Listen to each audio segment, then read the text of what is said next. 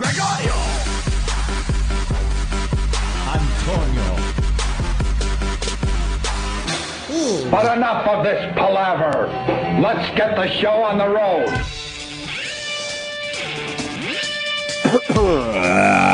Morning, everyone. Oh, hi. Hi there. Water. Water tastes good. It's good to be home. You know, when you leave New York City, there's no vegetables. People don't eat vegetables, I've noticed. Really? They just don't. Meat and potatoes? Well, Meat and potatoes, Sunday sauce. Just a lot of meat products. a lot of meat. A lot of meat, a lot of beer, a lot of wine. Wine. I was on Brother Weeze's show yesterday. I have to ask you this. I've been thinking about it. You drink wine, right? Oh, yeah. Now, I don't know if this is a Brother Weeze thing, a Rochester thing, or a drinking thing. But he says there's a new trend where people put shots of tequila in their wine. Have you heard of this, sir? That must be a trend for the northern New York people. All right. Because, Okay. He's He's telling me this and looking at me like I'm crazy for not knowing this. I'm like, I've never heard of people putting shots of tequila in their wine, but supposedly it's taken off in some kind of trendy thing. Yeah, You get the really nice, tequila. Yeah, I can't say that I've heard that. Okay. At all. All right. Not even as a passing fancy. Okay, good. All right. You've never seen or heard of it? Can say never. Okay, good. All right. Sounds like it would taste awful. Absolutely. Wine itself will do, some damage and give you a nice hangover. And I enjoy a good bottle of wine these days. If I'm drinking wine, it's got to be a pretty good bottle. Right. The thought of pouring tequila into it, Just a shot. Nah. And it's got to be the good stuff. It doesn't matter, a shot or waving the bottle over the top of the glass. It's, like tequila and wine just... The combo sounds horrendous. It sounds like it would taste like it tastes when it's coming up. Yeah. Like if you were drinking wine and tequila all night and vomited. Yeah. That taste in your mouth? Yeah, okay. Yeah. All right, good. Because I don't want that one taken off because I do like a good glass of wine every once in a while. I don't think it's going to. All right, now I got to fucking write him and say he's full of shit. Yeah, maybe it's spreading southward. Slowly but surely. Is it some fucking Canadian thing that crossed over the border I don't know. like a plague? I have no idea. Yeah. I want to thank United for getting me fucking home, though. Jesus Christ. Yeah. I guess that wind shit was pretty bad, huh? Yeah, it was a little windy. Oh, you were probably on a smaller plane from Rochester. No, well, what? The tornadoes in the Midwest. Oh, well. And then the wind was bad in Buffalo and Rochester, but no tornadoes. And then my plane, I was on Delta, had maintenance problems all day long. And then I finally said, there's no way this plane is flying. And went over to the United desk, and they completely hooked me up. Look at that. Yeah. It never happens. No. Oh, God, no. Once you're fucked at the airport, you're fucked. Yeah, they for don't give a fuck. It's like you get lucky sometimes. Right. I just heard a little announcement from the United because it's such a tiny airport. Every carrier is right next to each other, and I hear we still got seats available for United leaving in 15 minutes for Newark. I'm like, what? They must have known Delta had a problem. Right. So they probably they were probably saying that for any Delta people who are fucked. So I run over there. I go, him. Yeah, I run over there. I go, how much is the ticket? She goes, I don't know, about $350, $360. I'm like, all right, I'll get back to you, because then I run over to Delta to see if they could do a little something for me. The old switcheroo. And then he gives me a number to call, so maybe I could get my money back on the ticket I had. I'm like, oh, Jesus, I'll just eat this ticket. So then I go back, and I go, all right, I'll take a ticket to Newark, and the guy goes, that'll be $660. Oh, nice. It's a 40-minute flight. $660. That'll be $660. And I'm thinking, they know with this wind shit, and maintenance problems and all that people are going to be desperate at any moment. So I think they went for the hikeroo. I just said, I'll have 2 tickets to Pittsburgh. Chip likes it. And then something really strange happened. Oh. Someone behind the counter actually helped me. Whoa. Because you don't get help anymore. Wow. They actually helped me. I go, all right, I'll take the ticket because I got to get home, and I'm going to eat this Delta ticket. And he goes, well, they should have just transferred you to our airline. I'm like, well, they didn't. And then I look over to the Delta counter, and there's no one there because that guy's hiding. Oh, yeah. Because everyone's in a tizzy. They go away. Because it looks like a lot of those people were there for hours instead of checking their flight to see where they're at. I'm all about checking that flight because if they fucking delay it, then you don't have to go to that airport and sit there forever. It's all about the apps now. You just fucking log on. You could check your flight time and everything. Did you check on an app? Yeah, my app is called Club Soda Kenny. It's an amazing app that everyone should have. I like the apps. They're pretty accurate, man. Yeah. You get a good one. I like getting the ones you got to pay for, because then I feel like they're a little more accurate. Right. More accurate than the Club Soda Kenny app? Are you kidding me? The Club Soda Kenny is the best app ever. It's amazing, and it comes in a text message. It's beautiful. Yeah, but then you try to delete it, and it won't get off the phone. Yeah. and I don't know if a moronic ostrich is available for the iPhone yet. Right. So then this guy, I go, we both look toward the Delta counter, and the guy's gone. He's just making believe he has things to do because like I said, they were in a bit of a tizzy. He hunkered down somewhere and leaning toward an uproar over there. Yeah. And I don't think any of those other people heard the announcement because New York airports, they're all right here. So unless they have connecting flights, but I don't know. So then he goes, oh, let me try to make a phone call. He makes a phone call. Long story short, he gets it done for me. Nice. He saved me $660 because it would have been the $660 plus the $240 or whatever the original flight was. Righteous. For 40 minutes in the air. Yeah. $660 from Rochester. Right. Wow. And then I went illegal from Newark to Manhattan. I went illegal. What, one of the clowns? Yeah, but the guy goes, I got a limo. It'll be less than a taxi. I go, all right, because I was in a cab line. There was about 100 of us. No exaggeration, not pumping it up. And it was rush hour, so the taxis were just trickling in, one or two every once in a while. Oh, man. And I started doing the math. I'm going to be on this line at least an hour. Yeah. So all the shady guy, remember the shady guys from the old days we used to talk about? Where they're on the posters. You need a ride. But they dress like the posters. Why would you dress like the posters if the warning's out? I guess so you know that they're them.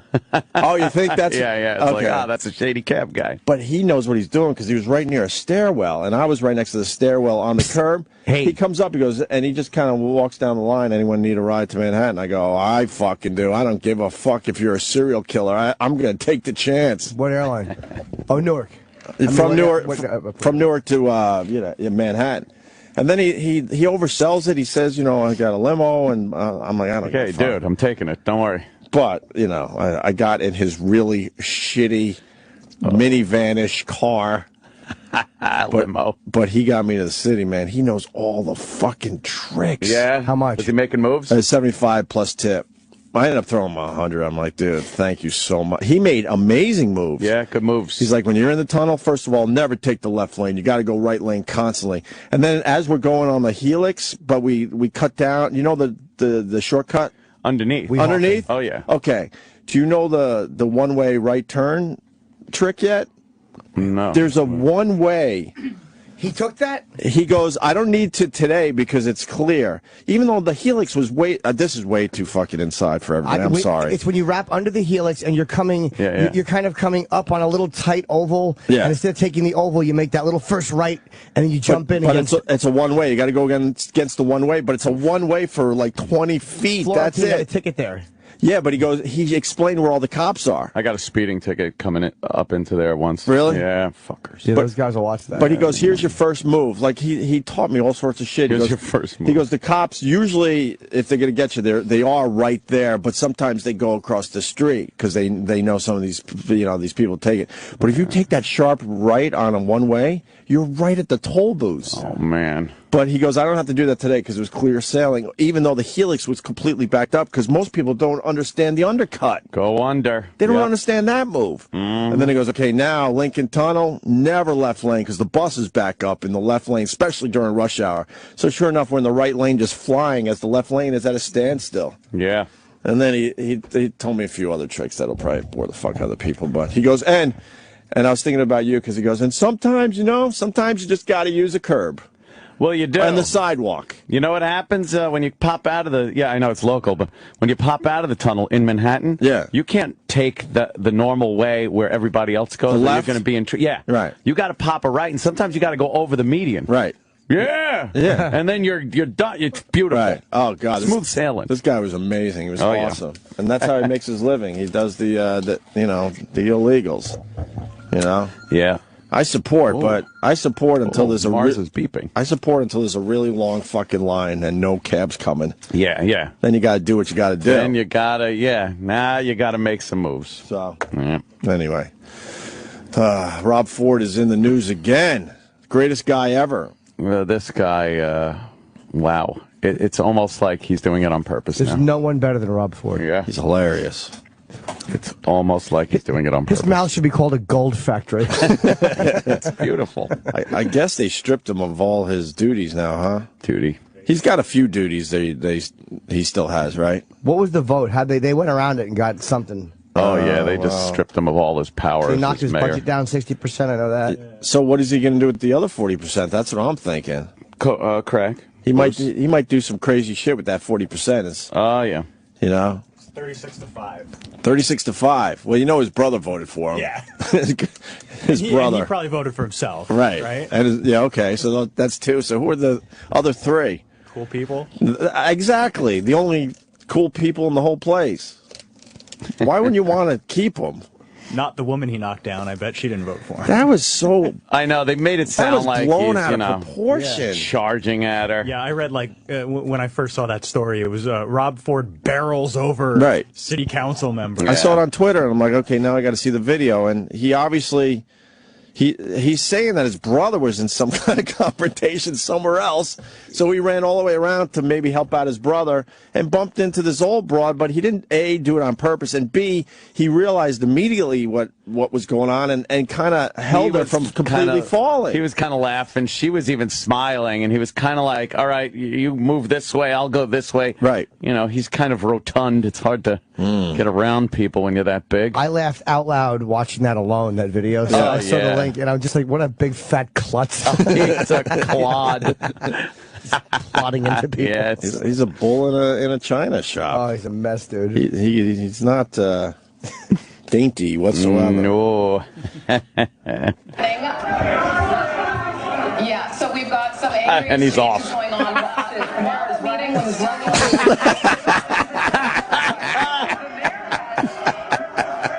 But she's right away going, it's okay, it's okay. Yeah, you can see she's patting his chest like, I know that was a mistake. He ran at her and grabbed her. No, he didn't run at her. No, he didn't.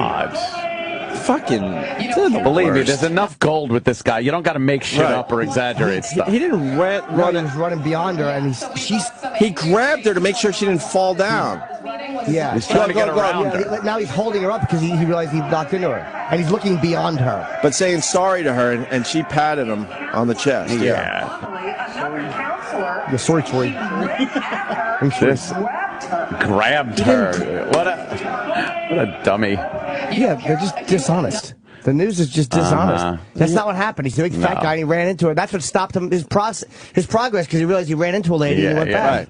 He grabbed her because she was falling down. Yeah, he stopped. And she had the hairdo like Frank Vincent, like the fucking old lady who got beat up. Frank Vincent. Yeah. That's classic. And then he was doing a little Kuwait comparison. He's brilliant. Yeah. Mediate. It's 2 minutes, so we can just listen to it. 2 minutes Rob Ford is not long enough. The crack smoking mayor. The opposition. I want people to listen to me tonight from 8 to 9 on Sun News. He's plugging. They're all laughing. He's killing. You will get my side of the story. Okay? Okay. Unfiltered. This, folks, reminds me of when I was watching with my brother when Saddam attacked Kuwait. And President Bush said, I warn you, I warn you, I warn you, do not.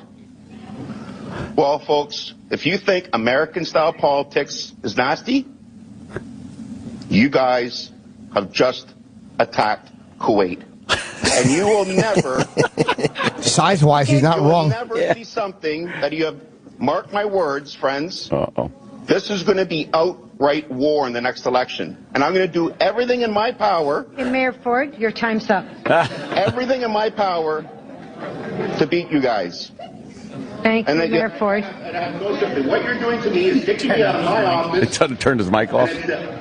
Worst thing that you can do, I was elected by the people. Mayor Ford. You're absolutely right on that. Because every one of you guys have sinned. Mayor Ford, your time's up. And it is absolutely the worst thing you can do for democracy. Thank you. In the city of Toronto. Thank you. What goes around comes around, friends. Remember what I'm saying. Now, they stripped him of most of his powers, but why? Because they say they can't take him out of office unless there's a criminal complaint. But by the way, where's that hour of Rob Ford? Where's that hour on Sun News? Yeah, really. Oh, we're cutting it up right now. Yeah, we're going to have some yeah. Rob Ford clips from his TV show, hopefully in the next half hour or so. But why are they allowed to strip him of his powers if he wasn't... It's probably a technicality. They probably found some way to. They voted on something that they probably never would have considered, right? Because they can't remove him, but they can probably do this, this, and this, which blocks his path everywhere. Oh yeah, right. I bet they looked through so many legal books and stuff. But there's no criminal complaint. Yeah, right, so that's why they probably can't just boot him. Mm-hmm. I don't know. I mean, here he'd be out. I think here the press is a lot worse here too. Yeah, they would eat him alive. Oh yeah, right. Yeah, they're doing a number on him in the American news anyway. I wonder if he came out and said, look, I need, it may be too far now, but if he came out and said, I need help, or if he tried to get a rehab help or do something, would that stop the process, or would that just sink? Well, he's saying he's getting help. But it's so obvious he's not. Yeah. He's just like, I'm going to stop drinking. Yeah, sure. I mean, obviously, I think it's tough for him to keep his job, but I'm wondering how they're allowed to do that. What if you're a candidate and you do have like a past like him? Let's say he wasn't the mayor yet when all this went down, but the people elected him anyway. Like, how does that work out? How does that work in Canada? I don't know.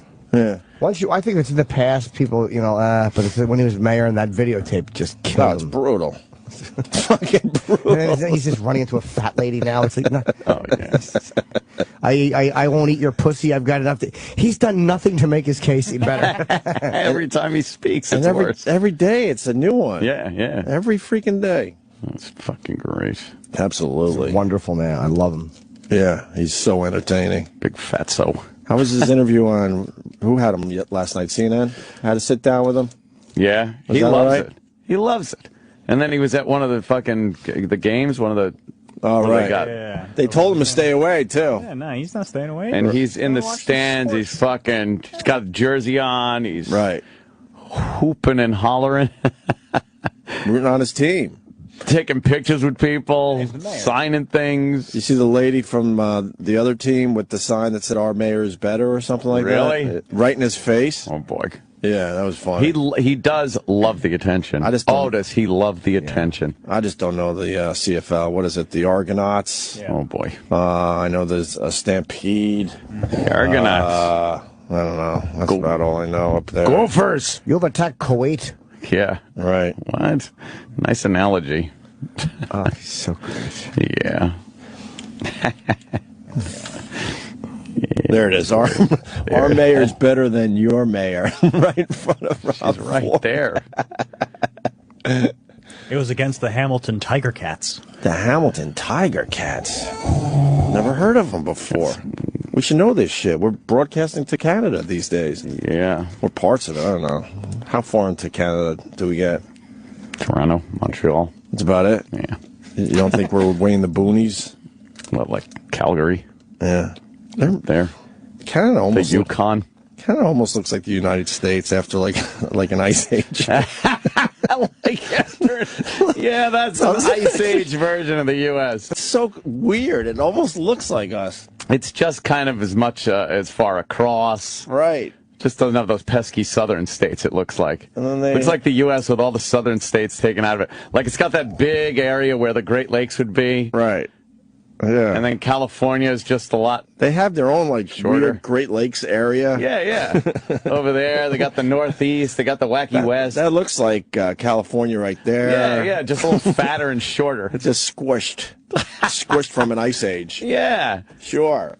And, like, they cut off the bottom of, like, Texas and Florida and Arkansas and Louisiana. All that shit is gone. Yeah, you got to slice that shit. Yeah, they cut that shit off. Because maybe an earthquake or something. Well, I think the glaciers just kind of pulled it and ripped it away. Yeah. Right. That's funny. Canada does it. I always thought that. Like, it's kind of similar. Did you guys, speaking of football, did you see the video of the guy in Buffalo? Oh, the guy that fell off riding the rail? Yeah. What a dummy. What a crazy fucking thing to do. That's a drunken thing to do. He's trying to fucking ride the, like how you slide down a stairway banister. Well, He's riding the fucking whole mezzanine section banister down. I forgot until I saw that video. I went to a lot of Buffalo Bills games when I was living in Western New York because when the weather got cold, management didn't want the tickets anymore. So us poor people said, fuck that. I don't give a fuck. It's like single digits. We'll go to the games.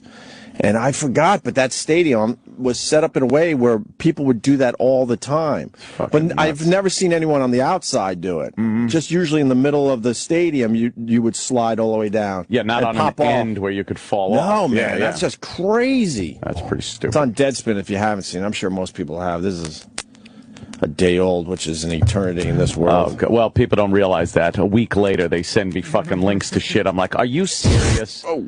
Anthony, you gotta do this. Well, it's creepy. You see it in the background. Oh, there he is. As they're doing a setup shot. And then he just tumbles down. And then he fell on some guy's head. And he's dead? No. That guy is completely fine because he was wasted. Because, you know, when your body's, when you're all fucked up, you're very relaxed. So I think it prevents you from getting some serious injuries. Who thinks that's a good idea? Well, he was sliding down the rail. Yeah. Yeah, wow. I like I said, I remember that people used to do that all the time, all over the stadium, but I've never seen it on an outside rail on the upper decks. Yeah, he wound up falling on somebody. Yeah, that guy is more injured. He held on for literally 1 second. Oh, right. Yeah. That is crazy. But then he did a complete flip. He's lucky he didn't break his neck or fucking die. Yep. What a dumb fuck. One Mississippi. You asshole. Wow. I don't even think the broadcast picked it up right away. No. There's just an background, an establishing shot after a commercial. Yeah. Dummy. Fucking drunks at the stadium. Yeah. Patriots lost last night. They sure did. They had one shot at the end there, and Brady threw the interception. Controversial. You think? Was there a flag on the play, and then they said, Gronkowski wasn't going to catch that ball, though. Uncatchable. It was uncatchable, right? Yeah, that's what they said. I guess Brady went up and fucking called him an asshole or something. Yeah. Yeah. Well, you gotta. Well, you got it with that point. Of course you gotta. Drop the old F. Oh, I didn't hear this. Fag?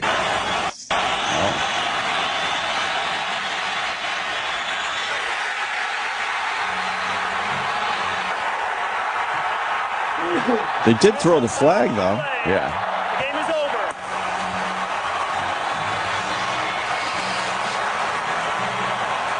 Oh, boy.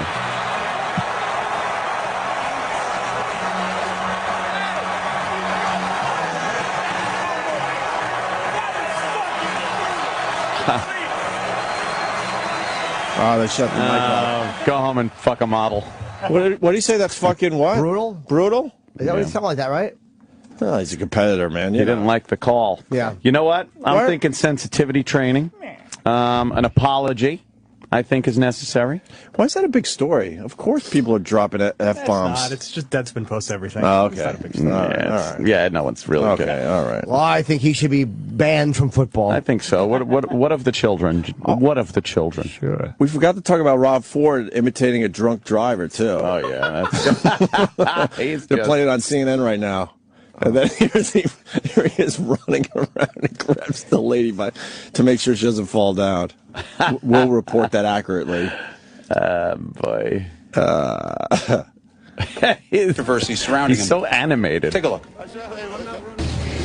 Wow, from the outside, it seems like you are a man under tremendous burdens this week. How has it been? How has this week been for you? It's all self-inflicted, you know. It's my fault. I made mistakes. You own up to it, you move on. And so, in his very next breath, Rob Ford moves on. I went down to City Hall, cleaned it up. These people just aren't happy. These councillors want me out. The media wants me out. I told the chief of police I want efficiencies. You know, obviously he wants me out. I'm not going anywhere. The setting for this interview is more than a little surreal. This is the rec room of a suburban Toronto housing project, and it is filled with loyal and vocal members of Ford Nation. Things start relatively sedate, but when I ask why he decided to admit his crack use after months of denial, he gets so angry he forgets who's in the room. I just had enough. I was sick and tired of all these allegations and all this excuse my words, and that's all it is. Sorry, kids, I shouldn't have sworn in front of the kids, but I know what I'm doing is right. I'm serving the people. I'm saving taxpayers' money. And you know what? I made mistakes. I drank too much. I smoke some crack sometimes. What can I say? I made a mistake. I'm human. How do we find ourselves in the middle of a Rob Ford rant in the middle of the project? Interesting story, and actually started on AC360 Friday night. After some give and take with the mayor's councillor brother Doug, we were about to say goodbye when he floated an offer. And we look forward to having you by Toronto one day. I'll take you up on that. And 18 hours later, I found myself unloading toys from Doug Ford's SUV outside the Queen's Plate housing projects in the heart of their ward. But as we wait for the mayor, Doug's unscripted style of public relation takes a turn when a longtime resident named Ken wanders over to complain about a threatened eviction and a run-in with the cops.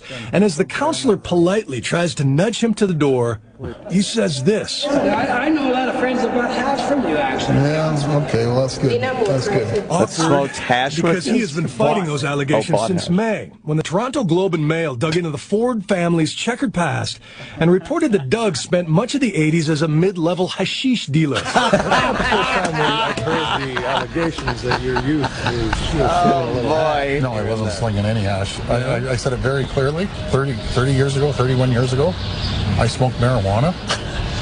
And these boys are great. Marijuana. In downtown Toronto, Mayor Rob Ford is the target of almost daily protests. Ford has to go! Worst mayor ever. On the ever. floor of City Hall, he is a political pariah. Have you purchased illegal drugs in the last 2 years?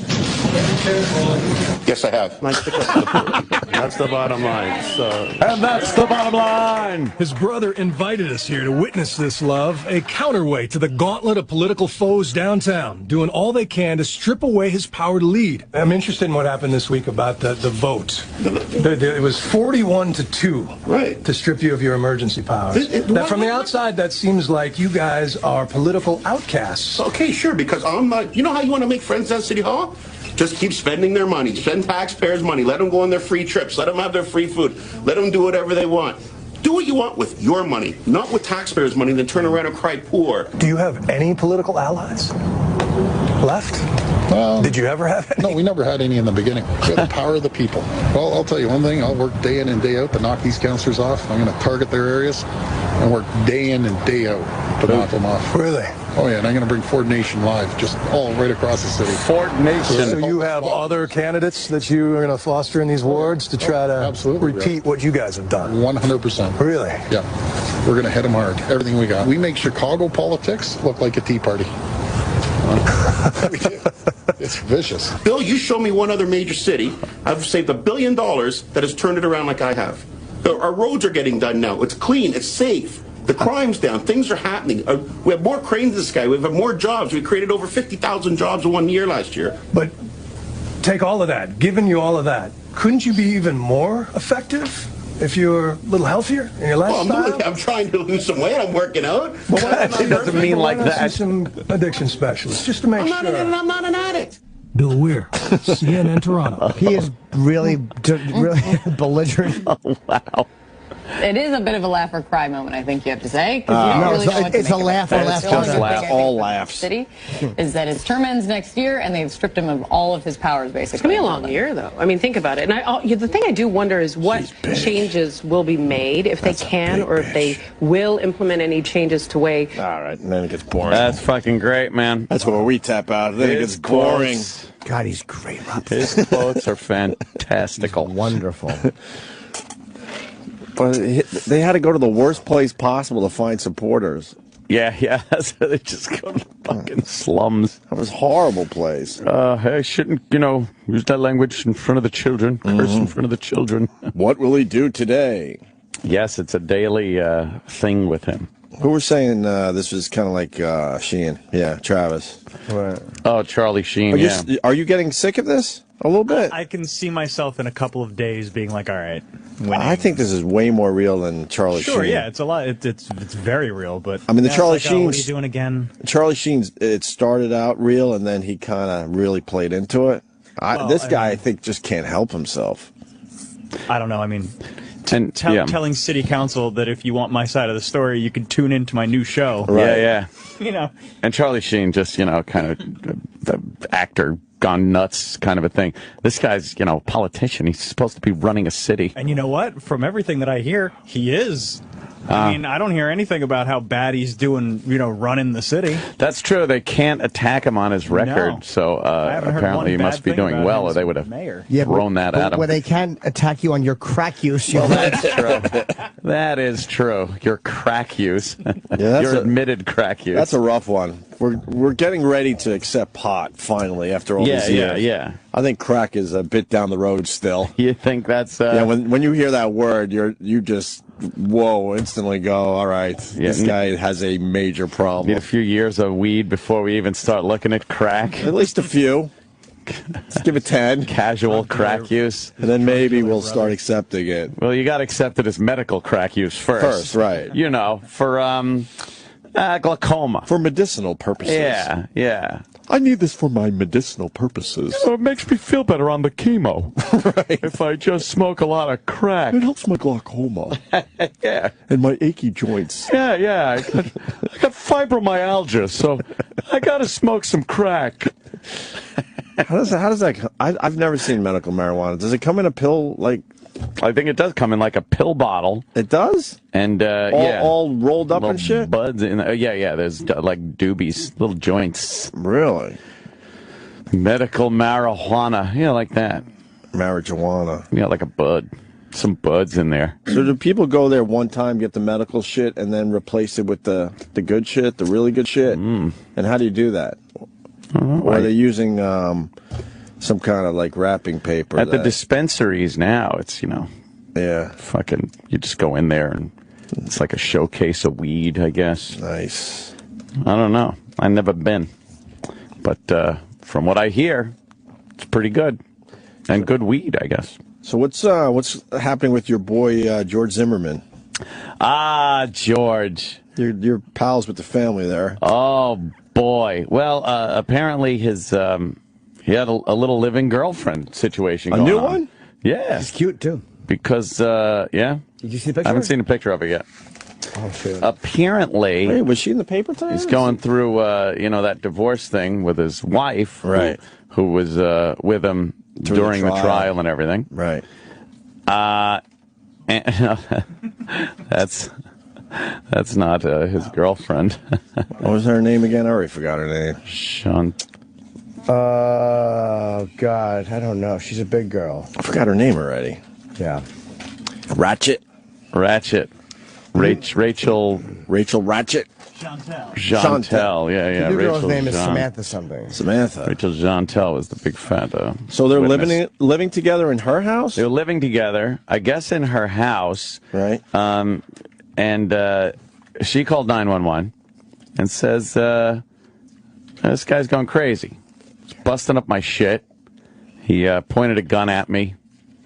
And that's her? That's her. Wow, all right. Big set of fucking tits. Yeah, she's All got right. big hooters. Look on at her her. big Okay, I see what's going on fucking here. tits. All right now. Nice big heavy hooters. Yeah, so Oh, okay. Oh, boy. I'd suckle those. All right. So, she calls 911. She starts screaming that he's busting up her shit. The cops show up, and that's when George went inside the house, because apparently he threw her out of the house. So get out. And her story is, hey, I told him to get out. She doesn't want to be with him anymore. She told the cops she was pregnant. I don't know whether that's true or not. It's not true. It's not true? She told the cops she was. I don't know why she should do that. But and during that time, the cops were like knocking on the door, and George wasn't letting him in. And then George decides, I better call the cops too.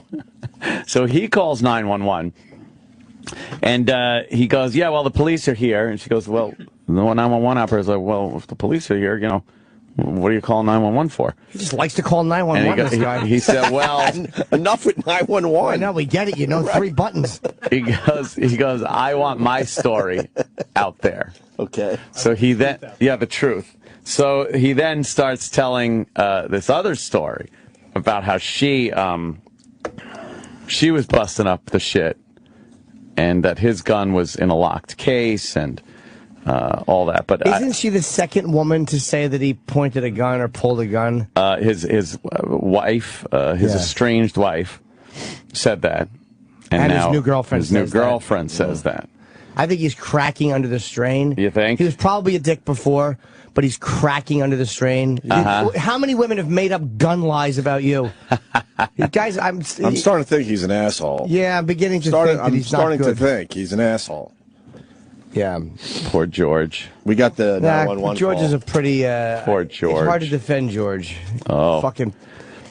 Well, I go on Twitter and just annoy the shit out of people. I'm like, well, at least he got rid of a thug before he went to jail.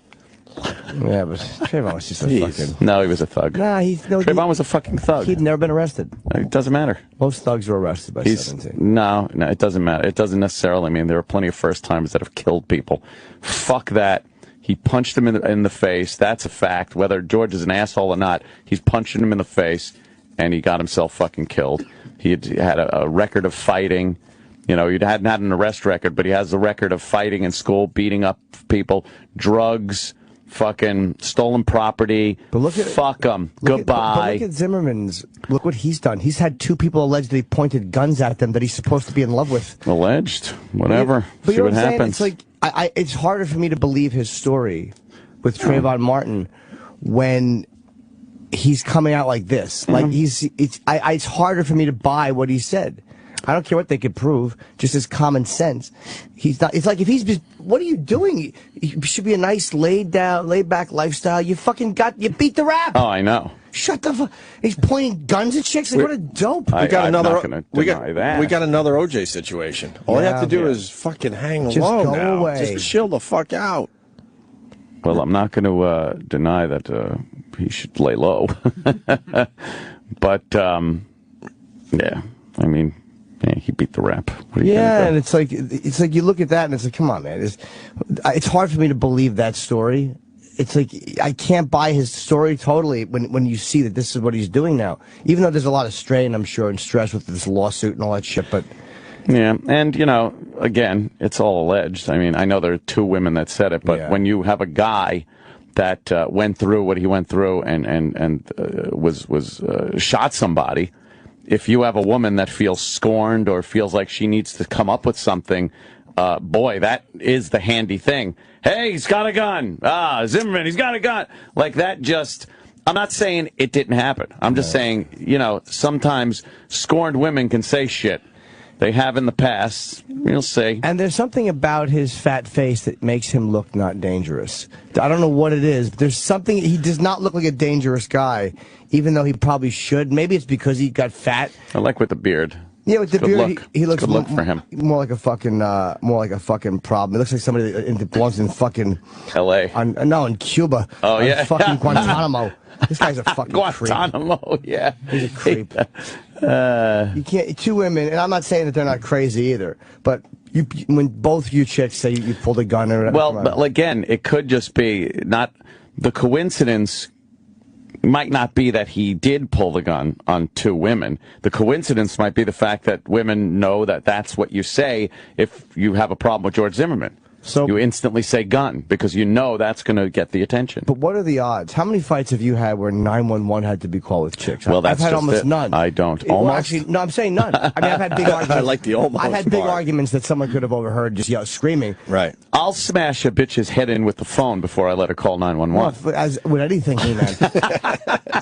But, you know, what are the odds? Like, instead of just saying this guy's a fuck, yeah, the odds are that the whole Trayvon thing, again, I'm not saying Trayvon was an angel, but he had never been arrested, and he did not have a weapon, and he's dead, and 2 women who this guy lived with both had saying he pointed pistols at us. The odds that all those things, in 4 months, the odds that all of those things are happening that are just, he's a victim of circumstance, or the more obvious is that he's kind of fucked up.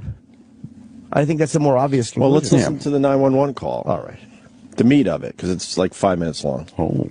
We got about a minute. But he's smart, though. He knew this would get out the audio. Are you serious? 911, do you need police, fire, medical? I need police right now. Okay, what's your address? You're breaking stuff in my house. What's going on? He's in my house breaking on my shit because I asked him to leave. He has his freaking gun breaking all of my stuff right now. I'm doing this again? You just broke my glass table. You just broke my sunglasses, and you put your gun in my freaking face and told me to get the fuck out because this is not your house. No, get out of here. Okay, what is your name? Okay, where's his weapon at? He just put it down. Okay, and this is 13. No, get out of my house. Do not push me out of my house. Please get out of my house. You're gonna... Are you serious right now? I'm sorry. Freaking kidding me? He just pushed me out of my house and locked me out. Okay, you're outside now? Yeah, he locked me out of my house. She might be a little, you know, I've been in relationships where the girl's irrational. I mean, believe me. Every girl that ever fucked me willingly could probably have made this phone call. It's just, you know, too many people are coming to the same conclusion that this guy is, you know what I mean? It's like, it's just, I've never had a chick call 911 on me my whole life. Well, yeah, you got to steer clear of that. But he said 2 and, like you said, 2 and 4 months. After the acquittal, when even though you're under he should, if life was fair, he'd probably be in prison, and he's off. Right. Dude, I know you're getting sued and it sucks, but you're not in jail. Yeah, I'm not. You're not getting stabbed with a fucking shiv. Right. I'm not saying he's not a problem. Yeah, he's a fucking... But there's a problem there. Just saying, you know, you got to look into these allegations. Yeah. It's an easy way for women to, you know, get on you. Yeah, it is. But the first, just his wife, I had less inclination to believe her than the new girlfriend 4 months in. Like, yeah, that's come on, like, come on, a new relationship, and usually calling 911, and usually the first 4 months are easy, right? In every relationship, you'd think 4 months. That's a cakewalk. Some of it you attribute to stress, though, because again, this is probably in the last year and a half. He's probably been cooped up, and maybe his own making, but still, I get that. But come on, even if you're in a bad relationship, you don't know until the first maybe 6 months in, and then you finally start realizing, oh boy, yeah, this person isn't for me. But not 4 months. That's hard to believe, actually. Yeah, I don't know what's going to happen here. I guess he's got a bail hearing today. He's in jail right now, right? Yeah, they locked him up, and then I guess they see about bail today. And yeah, it's a fucking weird situation. Yeah, we'll see what happens. He seems like a real, again, without having ever spoken to him, he seems like a real creep. And I found him I told you I didn't like him before. I found him. I didn't 100% disbelieve his story. Yeah. You know, because you couldn't prove that he was lying. But now I just feel like when you think about this, how do you... Well, also his 911 call is very calm. You know, it's like, well, a woman doesn't get that fucking agitated without something having happened beforehand. And we've never heard angry George. You know, he's always like, well, I went over here. I think he's very aware of how to act. Right. 911 tapes. He calls. Yeah. I think he's very aware. But does how to act. I was thinking maybe he locked his guns up before the police came. Yeah. But I was thinking that makes him more creepy. How ridiculously calm he could be. Well, yeah, exactly. In stressful situations. Creepy. Do you have the tape? Is that out? See, I think the his 911 call's out there. Yeah, let's take a listen to that. I think the Zimmerman case gets clouded because the media was so repulsive. We automatically rebel against the press. Yep. And we look at everything the press does as agenda-driven. And it's almost like I don't want to be blinded to what a piece of shit a guy is because of my hatred of the press. You know what I mean? Sometimes I fall into that trap, too, where I take the wrong angle because I hate them so much. Yeah, the way they handled it was horrible. Yeah. And, again, if you just go on the evidence that the jury was presented, you had to acquit him, really. I understand the legal, and I think OJ probably the acquittal was probably right. the right move, too, because the prosecution stunk. Yep. You got the George Zimmerman? Let's listen to this. No. Oh, no? What? All I'm finding right now is her phone call. Really? What's that? You've heard it, though, right? What's that one down there? This is hers. Oh, that's hers? Because it says George Zimmerman. 911 call. 911 call. Oh, okay. Yeah, I heard it. It was, I think give me a second. His brother had tweeted it at some point. Okay. That's where I What's found his name? Robert? I found it. Yeah. Robert Zimmerman. Yeah, he had tweeted. 911, you need police, fire, medical. Police. What's the address? Yeah, it cuts out when he gives the address. Sure. It's a long address. Yeah. What's your name, sir? Okay, what's going on there? We've got a girlfriend that was, for lack of a better word, going crazy on that. Your girlfriend? Yes. Okay, where is she now? Outside with the police. I'm following Okay, her. the police is already there, and so why are you calling? What happened? Oh, stand down. I just want everyone to know the truth. Oh, Okay. see? The officers can speak with you on scene. Have you already spoken with them? No, but they're pretty upset, I think. Yeah, the cops The are officers upset. are upset? Yeah, they're banging on the door and the window.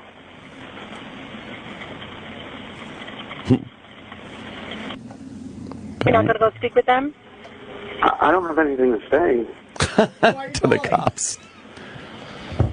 He knew this was going to get out there. He knows this will be in court. Right. Hold on one moment. I'm getting the information to the officer.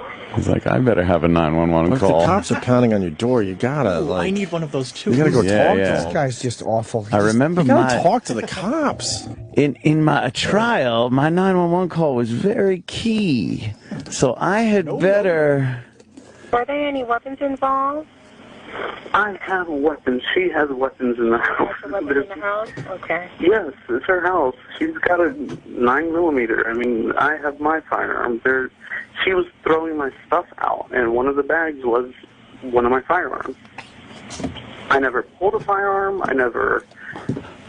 He's already testifying. When I was packing it, I'm sure she saw it. No one I asked. keep it next to the Yeah, bed. he won't take the stand, of course. It's like when you give Columbo you give him your opinion on what happened. It's like, oh, right, that makes perfect sense. Is her weapon put up? I have no idea. It's hers. What about your weapon? It's in my pants, bitch. It's in a bag. Get it? Cock.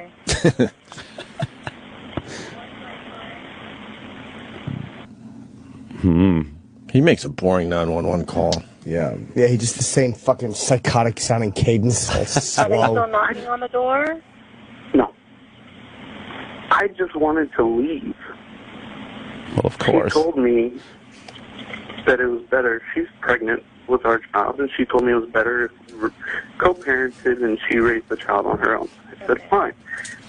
I said, are you sure this is what you want to do? She said, yes. As soon as I started packing up my stuff to leave, she just completely changed. When you said she changed, what did she do? At first, she was letting me pack my stuff so that I could go, we could go our own ways amicably. When she changed, she just started smashing stuff, taking stuff that... Now, in her belonged to 911 me, call, throwing it outside, she throwing says it he's out of her smashing room, stuff. throwing it all over Well, the house. he say, she said. Broke a glass table because she threw something on she it. said I don't he even know broke if the it was mine table. or hers, whatever That's- it was. in her call, she said he broke that glass table. It's, I find, the reason I find her call more believable is because in that moment of being so angry, it seems less calculating to blurt stuff out than it does when you're doing damage control. Right. Like her call is based on the moment. Yeah. His call's based on hindsight. She probably fucking did something. I don't think she did nothing. Sure. I don't think she was just watching TV and he pulled out a gun and broke everything and threw her shit out. But this is something, you know. I guess they had an issue. Yeah. And she was like, all right, get the fuck out. He's like, fuck you. Well, no, he wanted to leave. That's what he said. How is he fucking making money? How is he pumping his load into some chick? Where's his money coming from? Does he work? I don't know. He's probably not making money. That's why he's living in the house of his 4-month-old girlfriend. Oh, man. It's a young girl. Yeah, it's perfect. She's got her own house. She's mature. Mature. Listen to yeah. Yeah, of course. How does he even get a broad? Dude, where do you meet her? There's some crazy broads out there. They've known each other since high school. Oh, there you go. There. He's like, hey, mind if I come over? I need a place to crash. I was on the news. Yeah. You're right. You might have seen me on the news. Yeah. So she obviously supported him through the whole trial. I guess. Yeah, I was seeing the real George Zimmerman. It's like, oh boy, what happened? Seems so sweet. She got mad that I guess I told her that I would be willing to leave. Okay. I guess she thought I was going to argue with her, but she's pregnant. I'm not going to put her through that kind of stress. Okay. I have a hard time believing it. This is all damage control. Yeah. Ex post facto. Yeah. Is she still outside with the officers right now? I don't know, ma'am. I'm inside. You're inside? Okay. And you're still not willing to go out and speak with the officers? No, I mean, I can have, Not willing? I can talk to one of the officers, but I don't want to go outside and y'all are just going to do the same thing you did before. And Keep Arrest this you. is full of shit, motherfucker. You really don't want to talk to the cops, Mr. Fucking I can't get off the fucking phone with the cops fast enough? Fuck this cunt. Enough with this cunt. I don't want to talk to the cops. How is that an option when your fucking girlfriend calls 911? Right. Open the door, you fat fucking talk to the cops. And they're pounding on the door. They want to talk to him. Apparently, it's not an option. No. To not talk to the cops. That's annoying me. Mr. fucking Law and Order. Mr. Hey, here's the business. I made a left on Sycamore and went down Elm and I was in a book depository. But now he doesn't want to talk to the cops. Fuck this motherfucker. Enough of him.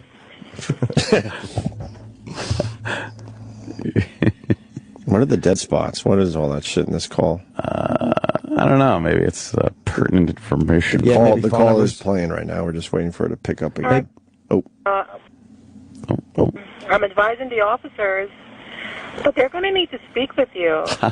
So you just want... Okay. You're willing Can to they speak call to my them? attorney? Oh, boy. Well, they're already on scene. My attorney. Right there. And you're... So you're going to have... them on the phone Any minute now, either, you're going to have the right to remain Sure, silent. I can talk to them on the phone. What? Talk to him on the Okay. phone. Yeah. This is now like a negotiation How for fucking someone hateable barricaded is this guy? in a house. My attorney? Talk to one phone. Worked pretty good last time when I talked to my attorney. Yeah, he's the worst. Can I do that? That's still I playing? think he's got a new attorney now too, right? That other guy he's pissed off. Oh, really? The other guy's pissed off? Why? All right, I'm just giving them the information. Just give me one moment for them to Oh, acknowledge. my God. Let's get this over with. All righty. He's like negotiating his surrender. Right. Over the phone here. All right, I'll come out, but don't throw me on the ground. Now what? 2 sets of handcuffs, please. It's got boring really fast. 2 sets of handcuffs linked together because my arms will hurt. The call's still playing. Yeah, I guess she's on the phone with, like, the cops, perhaps. Was anyone injured or anything like that? Very injured. When things were being thrown around? No. Medical? Okay. I dropped my Skittles and my shoes came off. My dog. Hello? Shoot the dog. Yeah. Shoot him. What's happened there? They arresting him there? Or forcing him to talk finally? Whoa. And that's Why it. is he being arrested then? That's it. Why is Well, I'm sure with, Maybe you with, have to with with her story, they got to at least check into it. Cuff him up. Right. Yep. Well, there you go. Oh. Talk to my attorney? That really annoyed me, even though it was probably the right thing to say. It really, really bugged me. I never liked him. He's not very particularly likable. Mr. Law and Order? Mr. Law and Order doesn't want to talk to the cops. Well, you couldn't talk to those motherfuckers fast enough. I love Jimmy. But you know what I mean? It's like, come on, it's the same guy 4 months later. Right. Said he took him on a tour of the neighborhood. Oh, yeah. Yeah, this was the street I grew up on. This is the wrong name. Oh. Jesus. All right, food is here. We're going to take a break. Oh, that's funny. That call petered out. Yeah. Well, it was, again, just a hindsight call of, let me cover my ass here. Right. And it didn't work out very well. After the break, we got today's apology. Waddle-dee-doodle. Every day we get one of these. We got today's apology. Nice. Also, Bobbie Brown's coming in at 8 o'clock. Not that one. Not the video vixen. Lovely girl. She was the one from the Cherry Pie video and a few others, right? She banged a lot of guys. Did she? Yeah, let's hope she adds one to the list today. Oh, boy. She's talking about cock size, too. Yeah. Really? Yes, she is. Ooh. She better talk about the guys that she banged. I would hope so, yeah. Why else? That's what her book is. I think so. Yeah. All right, good. And Stacy Keach. Stacy Keach. Is 9 o'clock. What is he promoting? I don't know. Book. Oh, you got A book. About what? Him. Why did we get that? Did they not give us? We have it. Does he cover his Carib years when he was Carib? I don't know. I'll go that show. Used to watch I that never show. got a copy of his book. Yeah. No. Kareem Abdul-Jabbar? Carib. I don't know. He was a detective in the Caribbean. I don't know what that was. All right, we're going to step aside. All right. Oh, the Orgasm Wars, too. Yes, we got to promote Orgasm Wars. Someone was telling me about this show. It's just like, you got to watch it. What? What?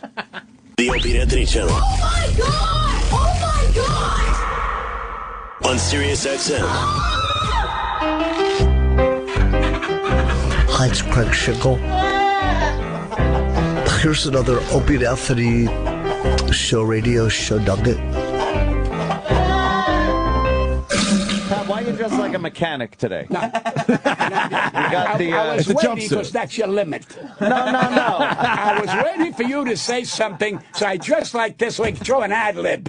That's his fucking ad-lib for the fucking year. He dressed for This is you. called, and let me stand up, it's called It's a jumpsuit. health. You're saying nice, all the air goes around your balls, around your ass. All the air, when you take your shorts off, you drain it. It's terrific. I got about 8 or 9 of them when I go to Florida. So this is the coveralls. future. Nobody wants to wear suits or jackets. This is nice. coveralls. Now when I go Coveralls. home, You're right. I change for another one. I got a pink one when I walk in certain neighborhoods.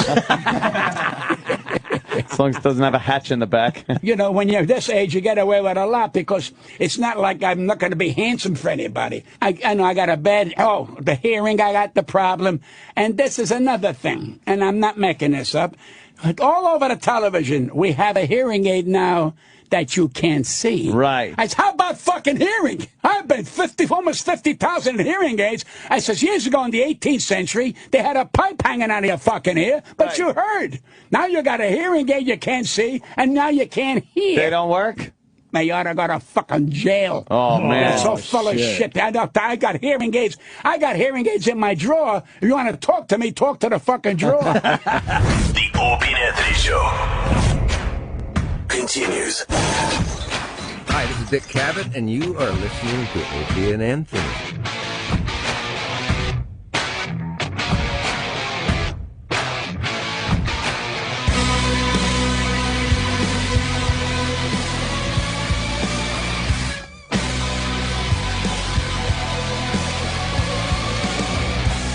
I was trying to figure out why.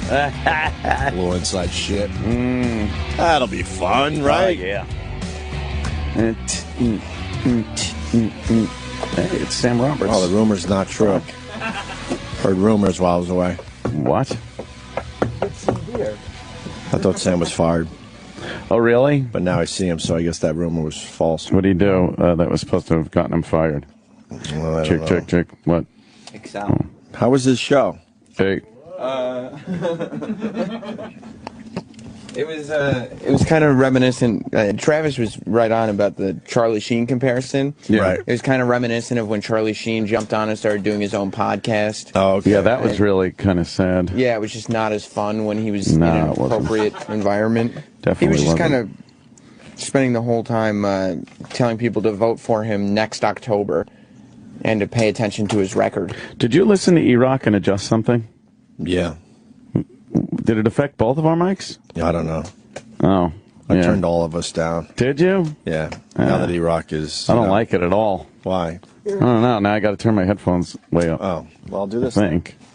All right. There you go. There we go. That's better. That's more like it. E-Rock told me to turn my mic down, Sam. E-Rock came in here and was Said it like... clipping. He said, hey, asshole, turn down your fucking mic.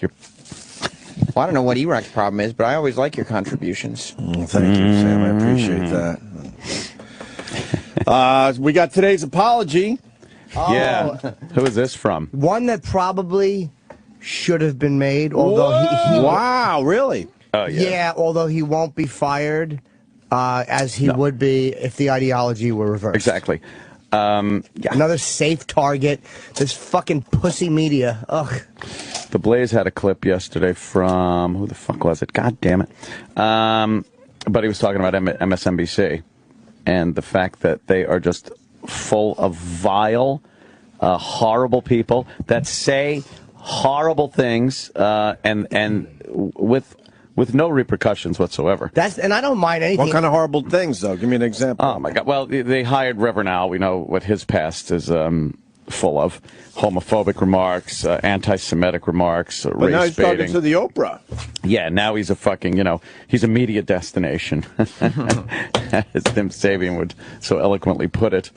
And then we got Alec Baldwin recently. Alec Baldwin. This is his second foray into faggotism, where he doesn't like or uses what they would interpret as gay slurs. I could give a flying fuck, but you should be the allowed. MSNBC people, if any of these people were right-leaning, Rush Limbaugh, and Sean Hannity, had said anything remotely close to this once, there would be a concerted effort on the left to have them removed from life. But you don't think Alec Baldwin's coming back, do you? Who knows? I don't know. I don't think so. Because you remember when Rush Limbaugh said to that one girl, he said something derogatory about that, whatever her woman's name was, Yeah, that about one, her birth one of the control. fucking birth control pills. The fucking press was all over him. Yeah. Or He survived. he's Rush though. I mean, Rush is, but he had to say he was sorry. And for a giant like that to have to come out over some dumb shit, right? And who else was it? There was MSNBC, Keith Olbermann. You remember when Yes. that one guy, reporter, had said, did they pimp out Chelsea? He got suspended because he had said pimp out about Chelsea Clinton. Fucking, I can't stand When we that all word. understood how the word was used. Yeah. Everybody knew that he didn't mean anything. He didn't mean suck dick and give up her vagina. Yeah. They don't care, though. There's other definitions of the word pimp. Pimp out. The left-leaning media gets away with a lot more because their own doesn't attack them on it. Yeah. But the right, oh boy. I mean, the MSNBC has a record of saying and doing horrible things. They're the ones, that edit fucking news clips and shit like that under the flag of NBC News. Right. It's embarrassing. Well, with that, we got Martin Bashir. Yes, he's the latest one. Well, this is what he said. Our free stuff today That's not him. is being paid for by Sounds like Piggly. taking money from our children and borrowing from China. When that hot note voice. comes due, and this isn't racist, so try it anyway. This isn't racist, but it's going to be like slavery when that note is due. It'll be like slavery.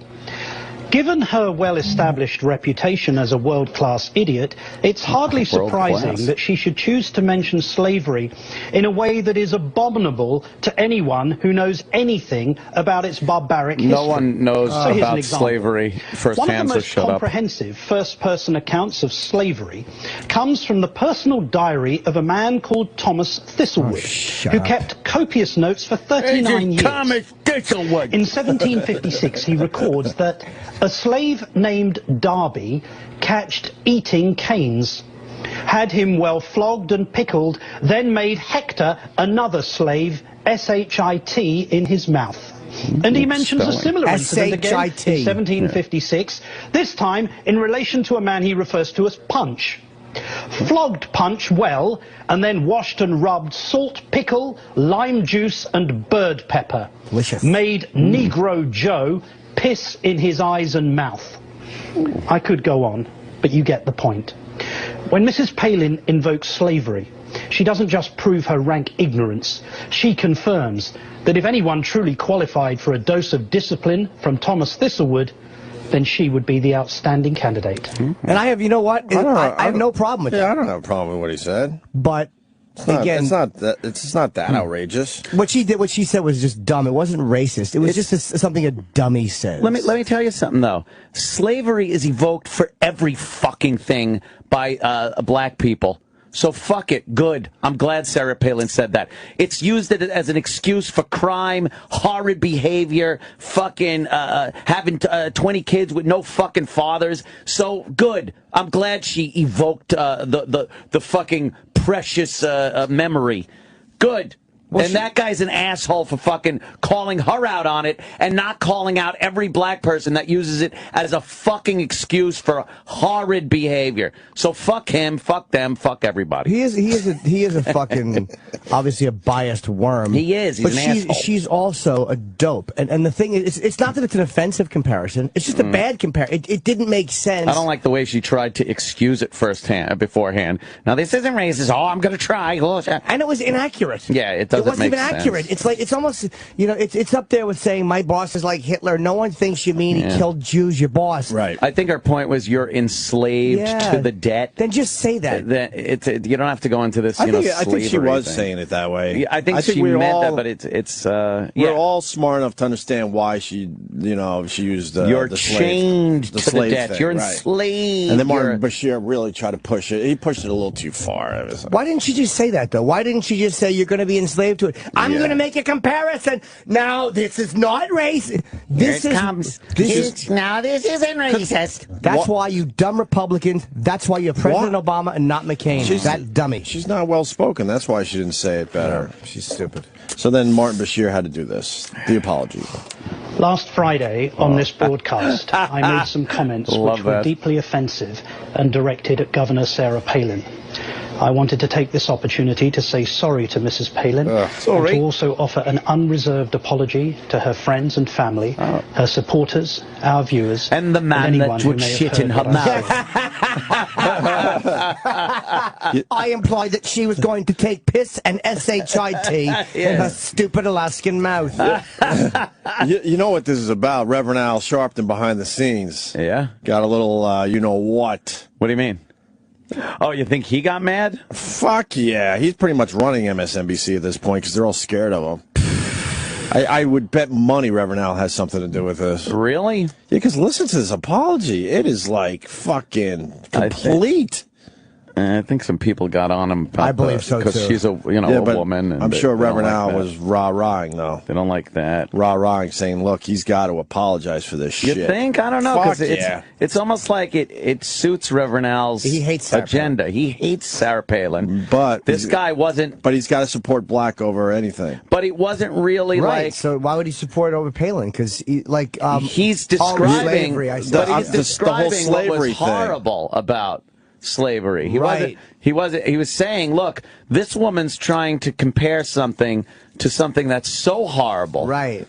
And he wasn't downplaying the fact that it was horrible. Right. So I don't know if Reverend Al would be all that pissed at it.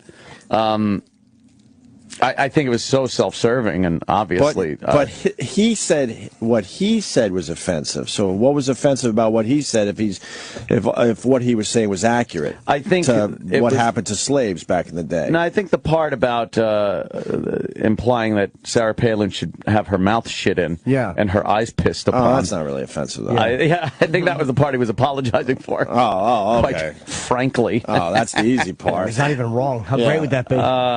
I apologize. She really comes across as a dummy, though. She did, and I tried not to get on that bandwagon because it was so predictable for people to say it, but she just is a fucking an ass. The woman's an ass. Well, they just they just blew it picking her They without really looking into how she handles herself. Oh, but it's a big state, and I was in charge of it. Totally. And she never comes up with any type of solution, by the way.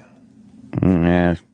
She, I don't like her, that's for sure. You're not a fan? Not a fan. Not a fan at all. So you kind of cringe when you see her on TV? Yeah. I don't. The good thing is I don't think she's very representative of what, like, Republicans, they all steer clear. I mean, they steer clear of her. Let her fucking talk. So where was she talking? She's now on the circuit. She makes a lot of money for speaking. So who knows where that was. Bashir continues. Our viewers, and anyone who may have heard what I said. My words were wholly unacceptable. They were neither accurate nor fair. They were unworthy of anyone who would claim to have an interest in politics, and they have brought shame upon my friends and colleagues at this network, none of whom were responsible for the things that I said. And at a place where we try every day to elevate political discourse. Oh, no, you don't. And to focus on issues that matter to all of us. Oh, boy, did he get a talking to. Yeah. He got a talking to. That's a complete apology. Yeah. That's not a vague one. That is like, here it is, boom, boom, boom. Right? That's an apology, all right. That's too bad. Why did they remove the JFK X mark from the street? They did. I wonder why. Because people were almost getting hit. Unless they're doing a reenactment or something. Oh, maybe. Unless they're doing a reenactment, they don't want the X there. Oh. Digitally remove it.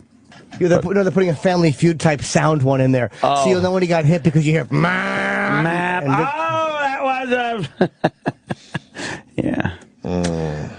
That's too bad. I like when these guys, spew their shit. I apologize for saying that Sarah Palin should have been in Two Girls, One Cup. yes, indeed. I apologize to Miss Alaskan Tub Girl, Sarah Palin. Whatevs, Chipper. I hear you. Fudge, yeah. Damn, man. Did Carrot Top really say this? What's wrong with him? Uh-oh. Yeah. That Sarah Palin should have her mouth shut in? Yeah. Well, I guess Oprah's doing a Where Are They Now thing. Oprah. She's got it's one of those. But Carrot Top never went away. Is she doing it on herself? Because no one watches her dumb channel. They don't. I think she made a mistake going so female. You have to have pick a vibe. But MSNBC is dying. Her channel's dying because people are not interested when they know 100%. Like Fox, but there's just not enough conservative. If there were more conservative stations, Fox would have the same issues that MSNBC has. Your channel hits dying. Yeah. But there's only a few places to go for that intense conservative talk, so everyone goes there. I thought she was doing all right. I think she's having a hard time. Yeah. She knew it would be like a slow build. It's nothing compared to where she was at. What she had. Right. But I don't think she cares as much. No, I don't think she cares. She's fucking very wealthy. She's a billionaire. And she knows. Albeit it's amazing because in such a horrible, horrible racist country as America is, according to her, I'm surprised she even made it. Does she say that, though? Oh, she certainly did. Does she say America's a horrible racist place? Yeah, she said America is, well, she didn't say horrible, but I would assume if it's racist, it's horrible. She says that everybody that criticizes the president is doing so because they're racist. But she didn't even support him this election. No, she backed way off. Well, Obamacare. She backed way off. She was front and center for his first campaign. Isn't supporting somebody because of the color of their skin just as bad as not supporting someone for the color of their skin? Sometimes. I think it is. Sometimes. I think it is. I agree with you sometimes. And I'm not, it's like, I hate to play the House liberal. It's embarrassing. Oh, my God. I was going to say House something else. Yeah. Jesus. Wow. Jimmy. Oh, Ann is such a hunk of garbage. You're really not nice. I know. Oh, that's funny. I know. But Carrot Top was on Where Are They Now with Oprah. And, boy, he's saying a few things. He is. Now, this isn't like Carrot Top. He's not known as a controversial character, really. Right. Can we just play it from there? Well, this is a different thing. Oh, what is that? With that fan That's what Ant was just talking Oh, about. all right. Let me hear the clip that Ant's referring to. Play it.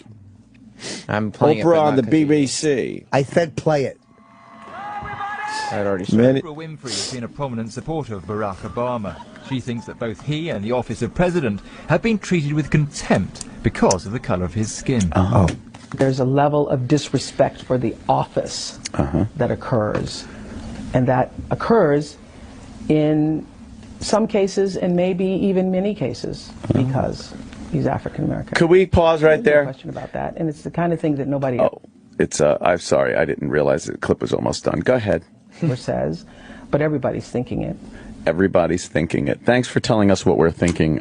Meanwhile, the Bush presidency, the way the liberals fucking dressed him up in effigy as Hitler and hung him and paraded his image through the streets.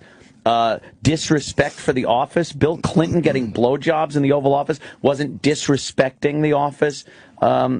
This fucking clueless bitch can shut her fucking yap because it's more of this fake racism that's going around. How about the fact that he's just not doing a good job as president?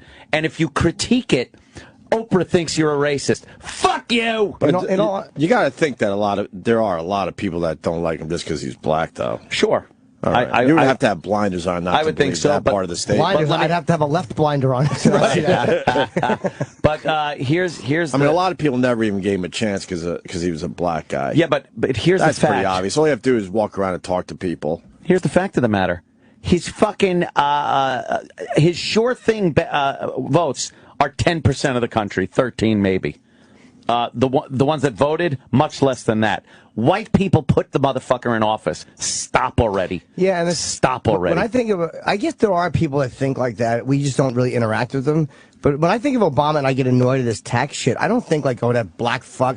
I just think this tax and spend liberal, motherfucker. Yes, yeah, yes. It really does not. I have zero difference in my when I get annoyed at him for tax issues. Yes, I have zero. Right. Fucking, it has nothing to do with it. When I watch, race comes into it when I watch beatings on World Star Hip Hop and robberies and fights at fucking Chuck E. Cheese. Then the race angle comes in and I think to myself, why are black people acting like this? Yeah. But it's not when the president does something. I'm not saying, why is the black president doing this? I'm going, why is this tax and spend liberal president, socialist president doing this? The fact that he's half black doesn't come into play when I critique his policies and awful terms that he's putting forth. And that's where she's not fair about it. Exactly. There's definitely an element of that out there, but now his record is proving that, a lot of people are really not happy with him. Dishonest. I would love to his see... approval rating is horrendous at this point. Are there examples of what she's saying? Like, maybe, you know what? I tend to react so against the fucking press that sometimes I'm probably irrational. I would love to see what she's talking about, but where is she? But she covered her ass, her big fat ass. She covered it by saying, you might not see it, but they're thinking it. Oh, Oprah's Kreskin now. She's fucking telling everyone what they're thinking. Yeah, that was. She wouldn't be Kreskin. Well, that's true. That wasn't too fair to say. Yeah. Because that would be a very, very small number, I think. No, she says many. I know. She's trying to make it more of a thing than it actually is. I think the numbers are low on it. But there are people definitely thinking that. The president's black. She's a fucking billionaire. Shut up with your dumb fucking racism shit already. I've had it. God, enough. Well, yuck. You had a bad night last night, huh? Ugh. What happened? Nothing. You could talk to us. What happened? Did you fucking channel get stuck on BET? What's the matter? You seem upset. Yeah, you seem a little extra angry today. What happened? Oh, no, I'm not angry. I'm just fucking... Yeah? Yeah. All right. Okay. But Oprah talked to the Carrot Top guy. And actually, I felt bad for Carrot Top. Yeah. Oprah didn't actually talk to him. Oh, wow. It was one of those pre-tapes that was on the Oprah Winfrey Network. Oh, boy. She sent the producer to talk. Oh, boy. And then you got Carrot Top just lying through his teeth. Is what you're going to hear here. Oh. For a day, people think have had plastic surgery. No, it's just because I use a lot. It takes a lot of makeup to make me look good. I was on a Comedy Central roast. When they booked me on the show, it was like yay. All the comics are like, fine, we have someone we can pick on. Like, they love picking on me. And one of the comics says, Jesus, Carrot Top, when are you going to stop with all the plastic surgery? You look like the guy from Mask or something. And everyone laughed, but I remember looking at the camera and I went, okay, I'm sorry that I look good. I don't think I look anything different than I did when I started. All right, I think I get a lot of grief because I've always been in shape, and I think for comics in general, they don't expect comics to be in shape. When I first started, I had my little Nissan pickup truck and my 2 teeny, barely funny trunks of stuff, and I used to bring dumbbells with me, literally to the hotels. And then when I got to Vegas, Kenny worked for him too. Worked out more. I really got into that training stuff where I was like, holy crap, I'm like big. Like, you really forget how big you can get.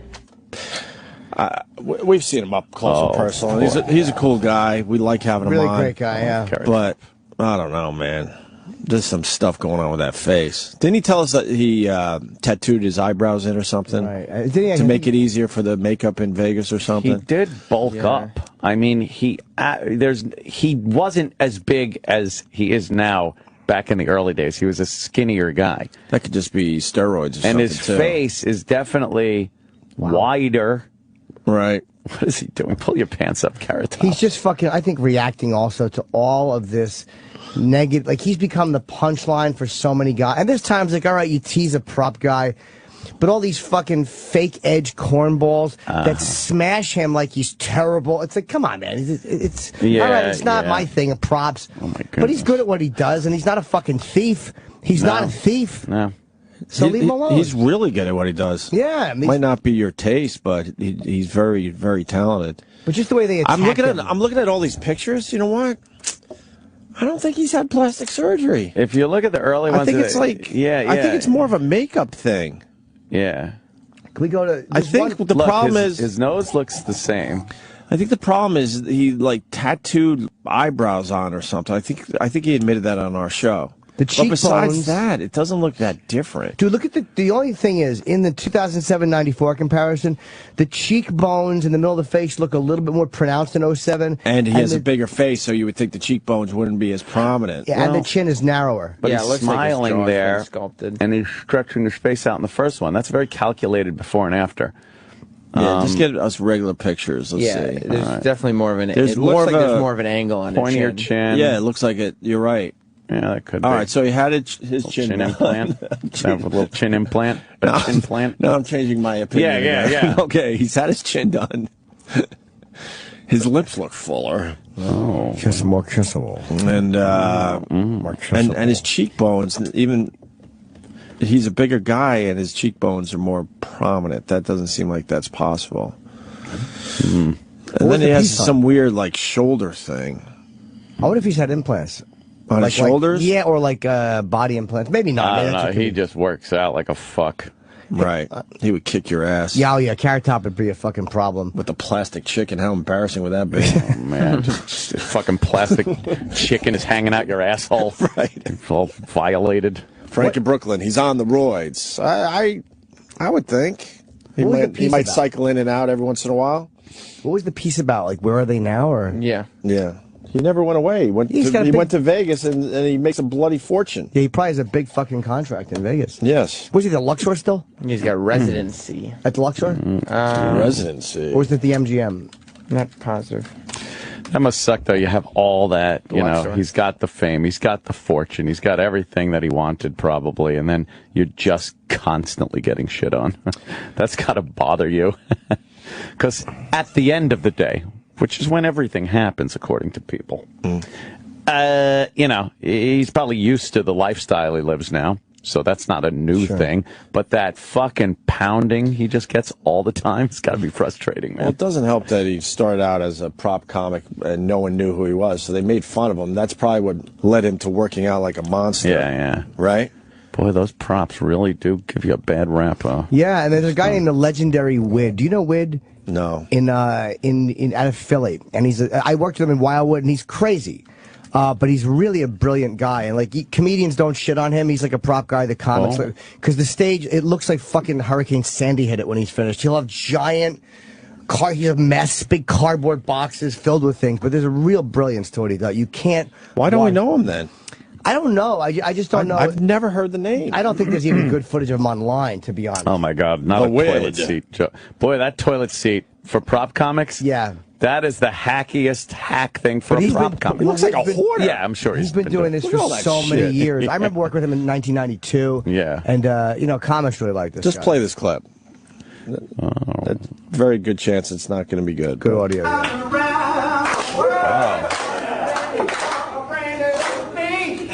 Mick Jagger. He took a inner blow-up tube. Mick Jagger when it's really cold out. Now it's blue. Blue one. Over there, here's an Eskimo urinating. He's throwing ice out at people from his crotch. Ice cubes. There's an Eskimo with kidney problems. Yeah. Just one at a time. Right. I like having to talk and tell people what to. I've seen other people do that joke. I think Carrot Top's maybe done that. I would say if anyone does something that the Wid does, I would probably credit the Wid with it because he's been around for so many years. For a real long time. Carrot Top's been around for a long time. That doesn't even look that old, that clip, to be honest. Like that doesn't look like the Wid when I knew him. Like he looks a little older here. That's probably him. I'm going to guess from like 2004 or 5, whatever it was. Right. That's more recent than when I worked with him in like 92. Mess on this stage, dude. But he's the only prop comic that will like really annoy people in the crowd by screaming at them. Like he's just so aggressive, and when he's moving, he's fucking moving. He's very enjoyable to me. Let me hear a little more. Can't do props on the radio. Yeah, props on the radio. Look, I got that. Look, just in case. It's the word "just," and it's in a case. He opened up the case. And he just dropped. I love the lack of respect he has for his own props. He just throws them. Troy bucket. The Titanic. Yeah. It's a toy boat hitting an ice cube. All hell breaks loose. Here, take a bow. Take a bow. He's handing him the bow of the boat that he just broke off. Oh, what did I go overboard? Oh, boat jokes. Yeah. Colonel Sanders dying. They kicked the bucket. Kick the bucket. Thank you, honey. Yeah. And then cremated. Extra crispy, of course. It's all puns. Wow, yes. I love the Wid. Oh, boy. I would go see the Wid. I do enjoy the Wid. Where's the Wid performing? I don't know. I'd go see the Wid. I don't know if I'd enjoy the Wid. No? I'm not sure I'm enjoying the Wid. Maybe not. He's not for everybody. Yeah. But I do. I would say as prop comics go, comedians enjoyed the Wid a lot more than most. The Wid? Yeah. Why does the Wid have Small Wonder as his backdrop on Facebook? I don't know. It's kind of weird. Yeah. The Wid's a little crazy. Yeah. The Wid's a little crazy. Just a bit. Yeah. A wee bit. Yep. All right, we're going to take a break. Bobbie Brown's coming in next. Not the black one. Oh, shit. A sugar. The chick. The chick, The yes. chick from all Cherry those Pie. lovely videos. And Great White. Yeah. And Great She was White. in the Great White. And she hung out with Tommy Lee. Once bitten, twice shy. DiCaprio. She banged a lot of guys. And she banged DiCaprio, or at least saw his penis. And Janie Lane was, were they married? They had kids together, right? Cherry Pie. Janie Lane and her were married or just had kids? I'm not sure. She did meth, though. I know that. She did meth? Really? Yeah, she's a bad girl. So we'll have to check out her teeth, make sure they're all right today. So she'll be in next. Very cool. And then a little later, Stacy Keach. But first, this.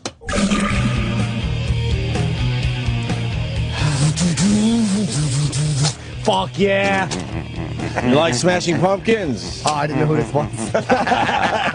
Chip does. Jim didn't. Chip Despite all my rage, I'm still just a rat in a cage. We got Bobbie Brown outside the studio. Yes. Her new and only book, Dirty Rocker Boys, Love and Lust on the Sunset Strip. What's up, Bobbie Brown? Hello. Welcome to the Opie and Anthony Show. How are you? How are you? God damn, you look good. Thank you. Hi. Can I get comfortable? Yeah, please. Oh, my God, Get please. comfy. As comfortable Go as you ahead. want. Go ahead. Take off the old scarf. Yeah. Is it that cold out? You need a scarf? It was a It's little freezing. cold. Yeah, Oh, it's kinda damn. freezing, yeah. Yeah, it's a little cold in New York today. You got the big boobies working there. Oh, nice. Jesus. Yeah. What? Oh, my God. Just trying to get to know Bobbie Brown. What's wrong with you? I mean, if you're going to Smell good, have too. boobs like that and you're showing them off, I got to at least comment about them. They're very nice, right, Jimmy? She's very lovely, yeah. Very lovely. You. Look good. Thanks.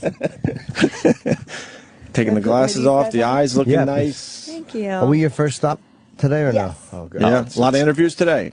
Oh my God, nonstop. Yeah. Really? Yeah. Are you an early Not bird? really. No, Not usually. yeah. No. You do know a lot of guys whacked off to you, right? What? Wait. Well, is that bad to say? Opie. Does this look retarded? No, why? No. No, not at all. You look good. You're rocking it. Yeah. You look very lovely. Thank you. What made you write the book? What made me write the book? Well, I had been mentioned in like 13 other rock books, and I thought, that's not really how it went down. Or Oh, really? yeah, so I just thought I'm going to do my retort, and from a woman's perspective, and Yeah, their memories were a little different than. well, they do it kind of to serve them. I find Right. that a lot of books are famous people will write a book and it serves them or whatever. And I was self-deprecating. I was brutal about myself and the truth about everything. How did you get discovered? Let's start there. I was Miss Teen Louisiana. Nice. And went to the final, Miss Teen USA, and I got in the top 5. I was number 2 in the nation, and I said, my question was, what do you want to be when you grow up, or whatever, and I was like, I want to be a model.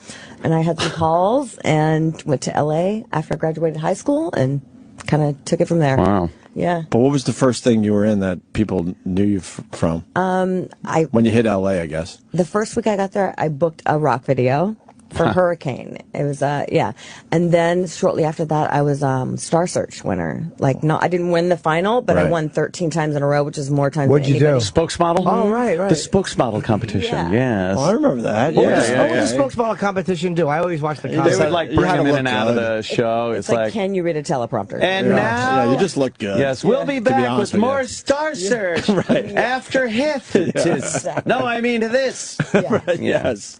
So you looked good and you read a teleprompter. Okay. Yeah. And you got hit on by Ed on the spot. Oh, did Ed try to really? bang you? Ew, I don't know if I would take it there, but he was definitely very flirty, like, Yeah. He was. Who could blame him? He was hoping. Yeah. He was hoping How for does something. Ed flirt, though?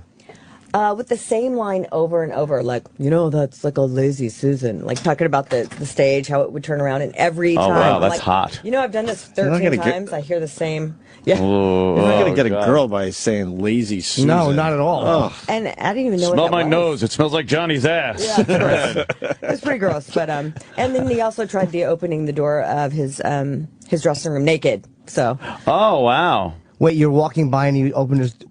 stuff like that. Okay. Stuff like that. Hold on a second. What were you doing when you opened his dressing room door naked? Trying not to throw up in my mouth. Oh, really? Yeah, it was pretty. I was just like, Wow. Kept walking, yeah. Ed looks like he would probably be all bag. Ed looks like he would have just big balls and a relatively small A micro penis. penis. Like tube socks with rocks in it. Oh, it was big bag, yeah? God. One of those and with a mushroom cap. Oh, shit. boy. He had a Micro mushroom penis. helmet? Nice. Micro It penis. was pretty, yeah. Yeah. What did you do? Did you say anything to him? I was horrified and kind of just kept walking. It's a different world back then, though, because there wasn't all these sexual harassment suits and stuff like that. Yeah, you no couldn't go human to the resource tabloids as department. much. Yeah. Yeah. No HR. Yeah. Could get away with that. Yeah. Can you imagine? What We was, call it the good old days. Right, the good old days. what was the implication? That he wanted to sleep with you before the show? There was no implication. He was just all like, hey. You're just like, oh, wow. Make I him guess believe- it's whatever I wanted. Yeah, which was nothing. yeah. Whatever you wanted to Make him believe you weren't walking by at that moment Yeah, when he something opened the like door. that.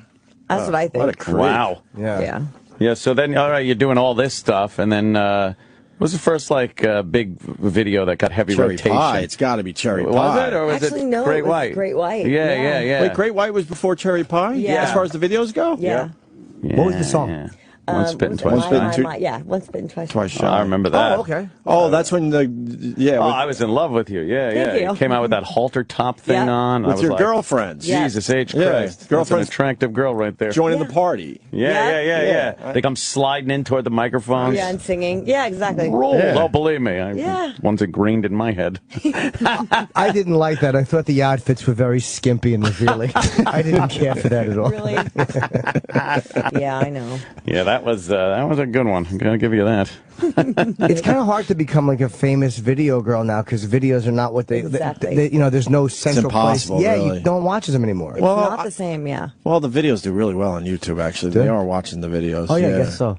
But MTV is not, I mean, it's not MTV era Nah, anymore.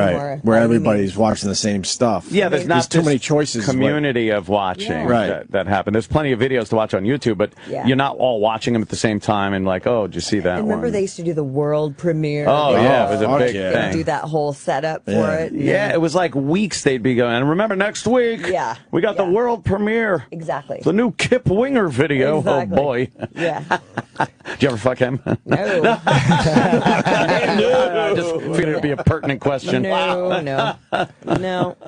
How long did it take you to get, like, after Cherry Pie, what happened? The video premieres? God, it kind of blew up. Like that was the one. It was that was the number moment. one for like 8 months or something. Yeah, crazy. Yeah, it was. That was all because of you. In heavy rotation, they say. Yeah. So it did really well, and my career did really well, and kind of took off from there. I mean, everything was Cherry Pie, everything, you know?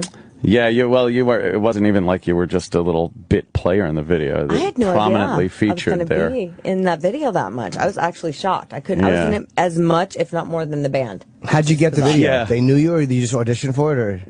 I guess Janie was watching Star Search. That's when my Star Search was going, and he called his agency and said, "I want that girl in my video." Yeah, and I didn't go to the casting. I was like, I'm too hungover. I didn't go, and then they called and said she didn't show up, and so then I went the next day, and they were like, "You have the job." So wow. Yeah, it was pretty easy. Did you start dating him right away? No, I had a boyfriend. I was with Matthew Nelson at the time, and who's that? His grandpa was Ozzie and Harriet. Yeah. Oh, wait, you went out with one of the Nelson? Mm-hmm. No kidding. Yeah. Wait, Gunnar and Matt, right? Yeah, Okay. I went out with Matt. Matt. They showed up at my Star Search, and they were like, wanted to meet me at the Star Search show, and that's when Did I you started tell them dating apart? him. Yeah. Star Search is like fucking Match.com for you. Yeah, it Holy was weird. shit. I think just walking the street is Match.com for her. Yeah. What are you kidding me? Everyone's trying. Well, back then, you know, I guess I had it going on. I don't know. You still got it going on. Thank you very Absolutely. much. Yeah, I could tell them apart. One was kind of the asshole. And the Oh, other wow. one, Really? And Matthew was the nice one, yeah. So Why was the other one an asshole? he was the more, you know, upfront, kind of aggressive, like, you know, you want this shit kind of thing. You know, you're like, "Ugh." And I had just broken up with an asshole, so I was like, I'm going to go with the nice guy. So I dated Matt. And how did that go wrong? Or They kind of blew up. Their career blew up, and he got too big for his britches, and he became an asshole.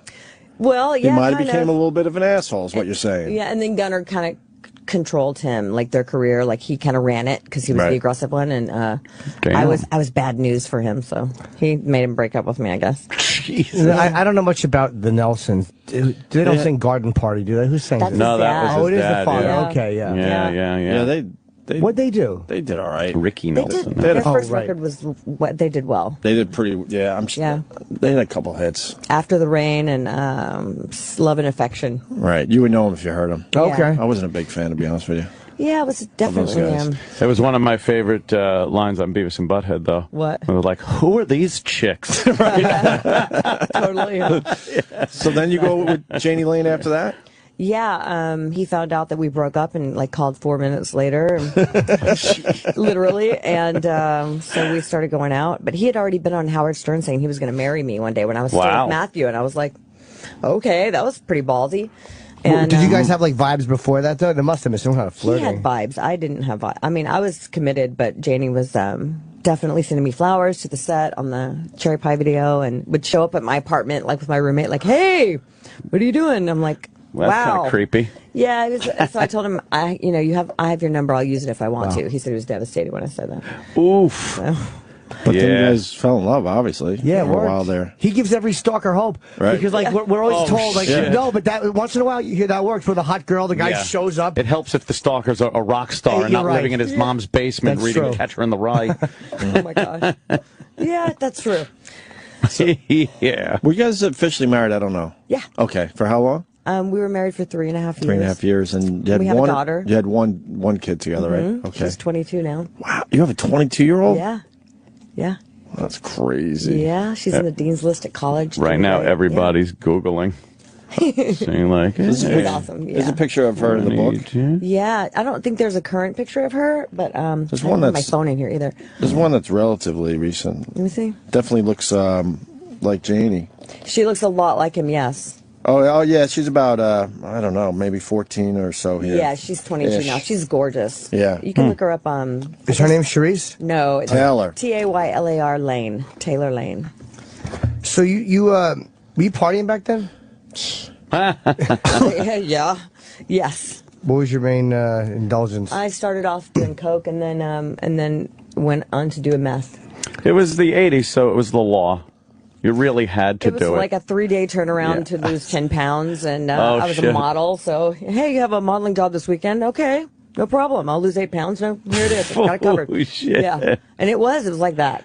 Yeah. Yeah. Was meth wow. popular back then, though? I didn't hear about it in the 80s. It was kind of underground. It was like a secret thing that you didn't really talk about because it wasn't cool. It was kind of cheesy to do or something. I don't know, but hey, it worked. Right. Yeah.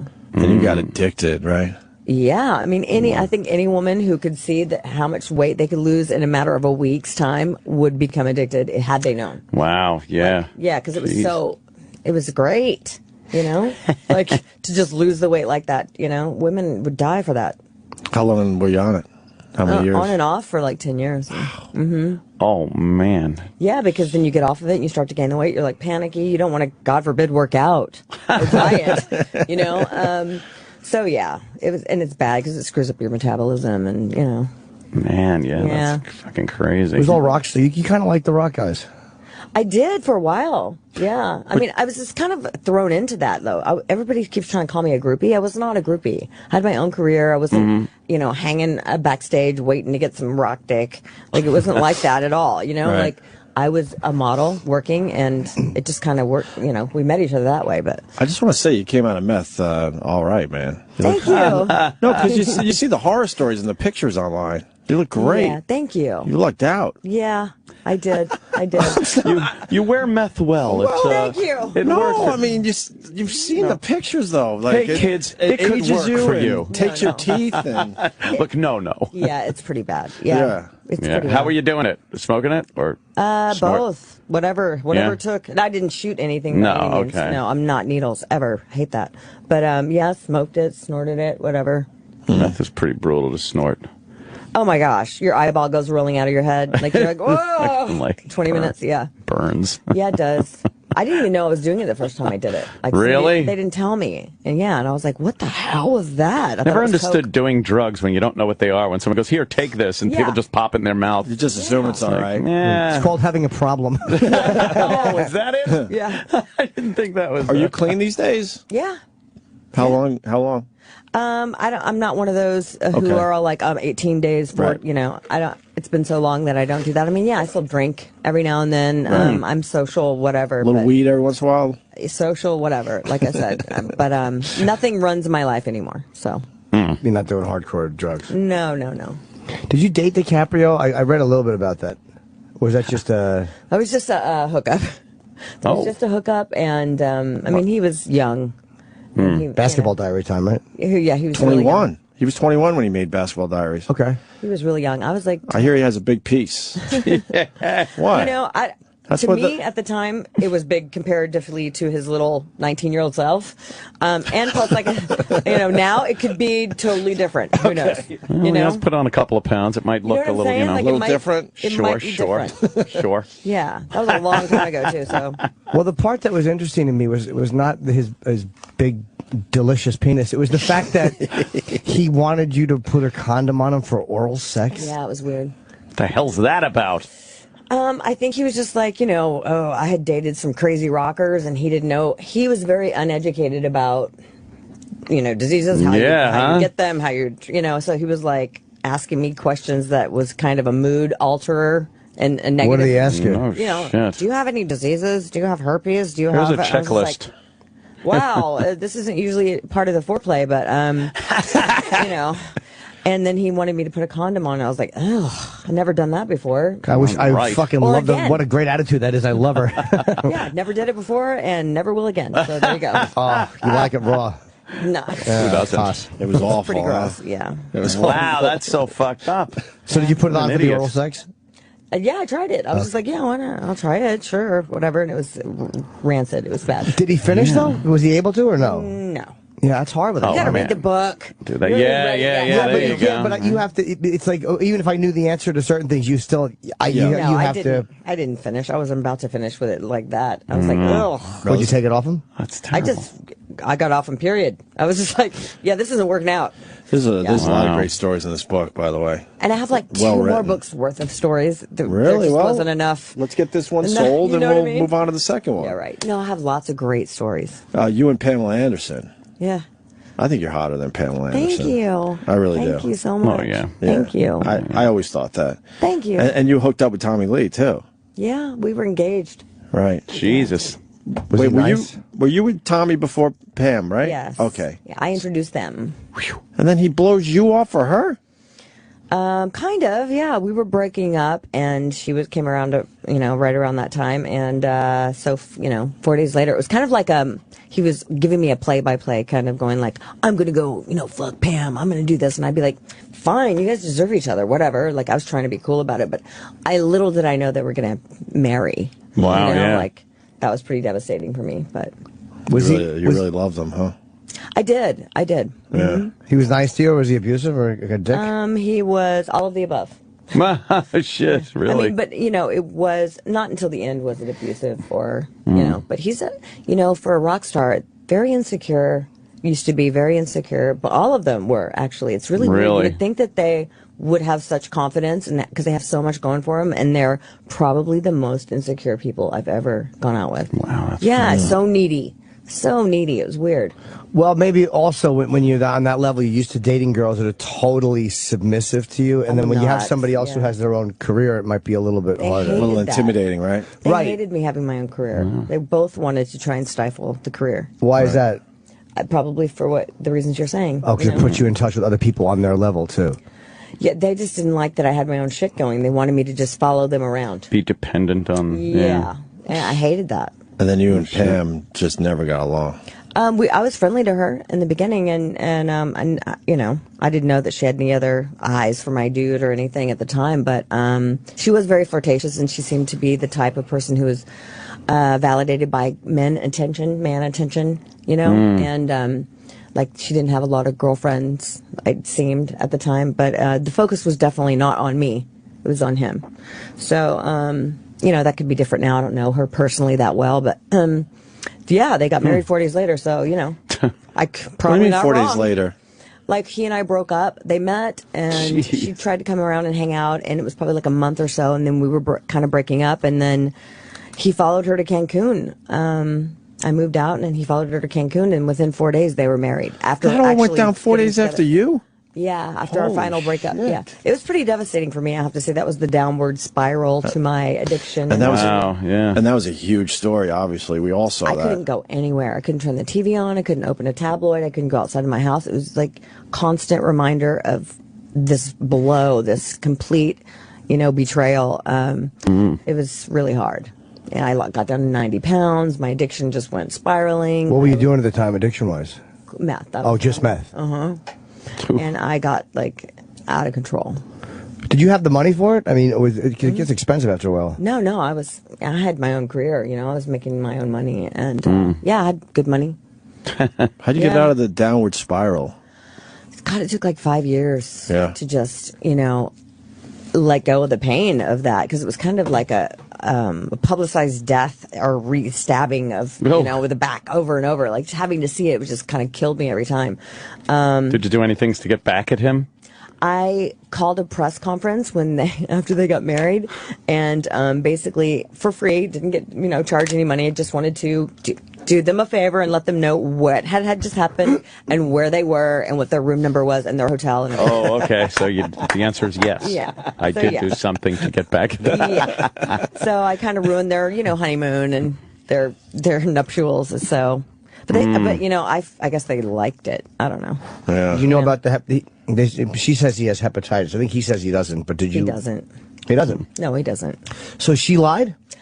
I think so. Yeah, he doesn't have hepatitis C, and and if he did, wouldn't her children?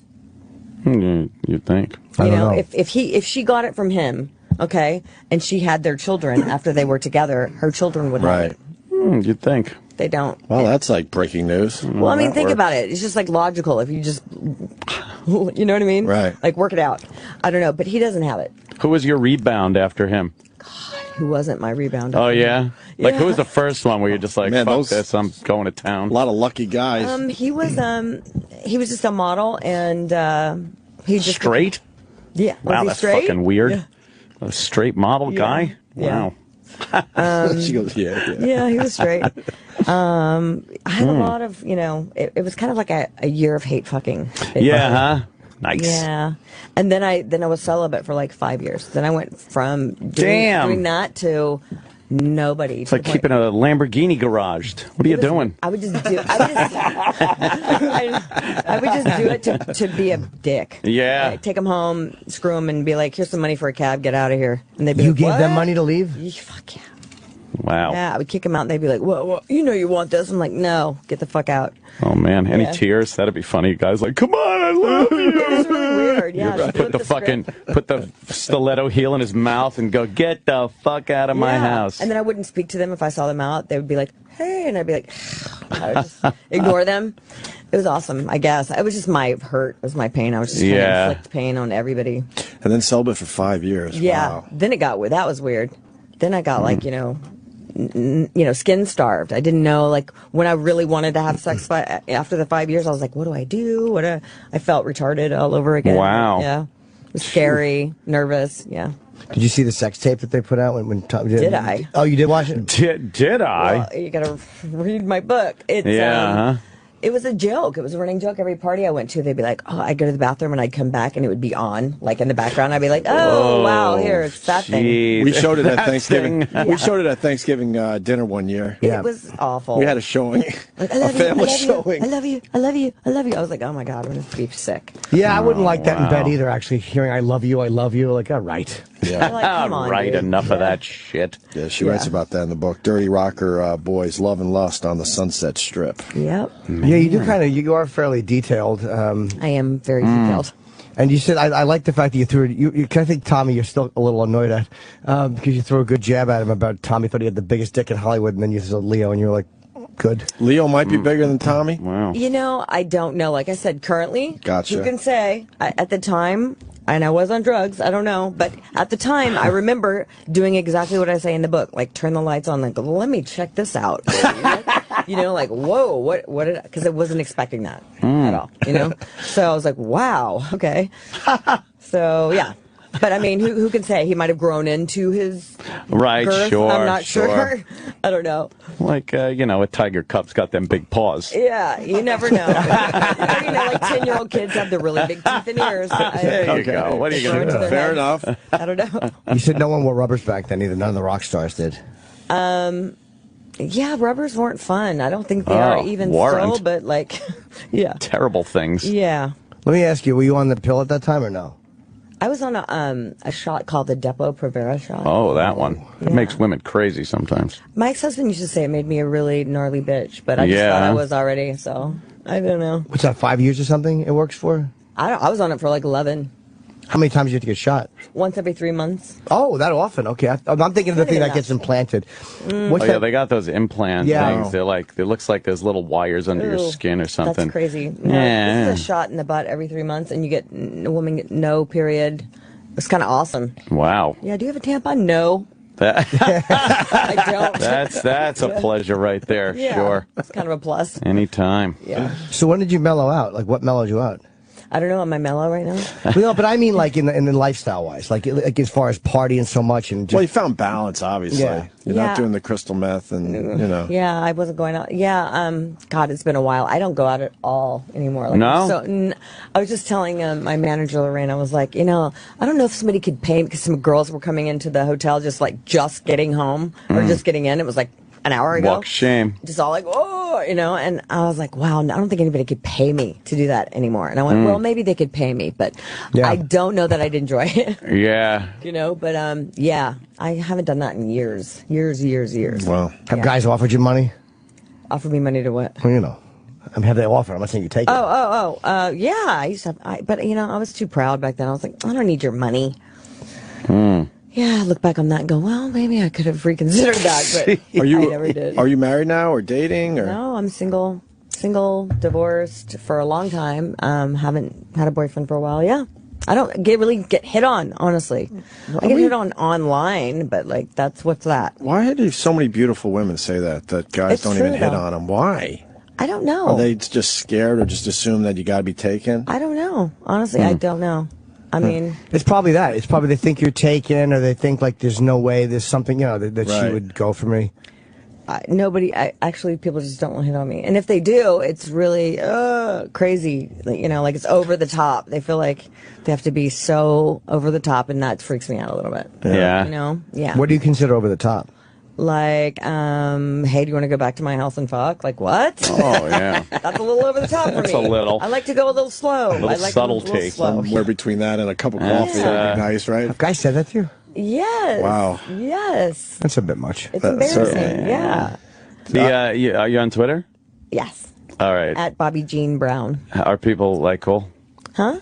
Are people cool with you, or you got fucking assholes? I'm the only. Well, I'm on a reality show called Ex-Wives of Rock, and I'm the only one out of all the four of us that people go to and just talk shit to, like just rip me apart. They tell me I'm fat or holy shit. Yeah. Twitter people are fucking brutal. I'm chubby. Assholes. I'm fat. I'm ugly. I'm a train wreck. I'm a hot mess. I'm. I need to get. A guy told me I needed plastic surgery. Wow. I was like, wow. And then do the white knights ride in? No, man, fuck him. It's so weird. I would never go to anybody and just rip them apart. Just be like, I'm going to go to them and just tell them what a piece of shit I think they are. Like, that's horrible. I don't even feel that way about anyone. You don't look like you had a lot of plastic surgery. I haven't had any. Yeah, well, you got the boobs done. I mean, that's about not it, to right? My face. No, yeah. You look great, too, Thank in the you. face. Everything's looking all right with Bobbie Brown. Thank you. I've had my boobs done, but that's it. A fun thing to do, though, it takes a little time. You got to invest a little time. You look at their whole Twitter line and you find that one link from a while ago where they post a picture or a Facebook account, and then you go there and you find his pictures of like his wife and kid, and then you call his kid ugly and his wife fat. And Oh my gosh. Oh, it's classic. And then especially on like with this show, I just released the hounds. The audience just piles on, and they say things I wouldn't even say. People are brutal, man. terrible. They just really are.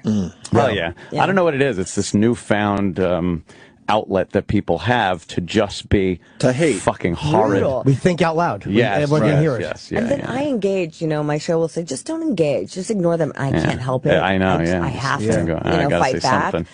And then, 90% of them are like apologetic and flip it or send me a private message of apology, not a public one, of course. Yeah, well, I don't want people to know that I'm sorry. Yeah. And, but, I only have like a small percentage of them going like, and I hate you and you're untalented too. And then like, private message, just come over and fuck. I know. God, right? So then I have to block them, but, it's kind of weird, but none of the other girls get that kind of abuse. Yeah. What do you like to do on a date? What's a fun date for you?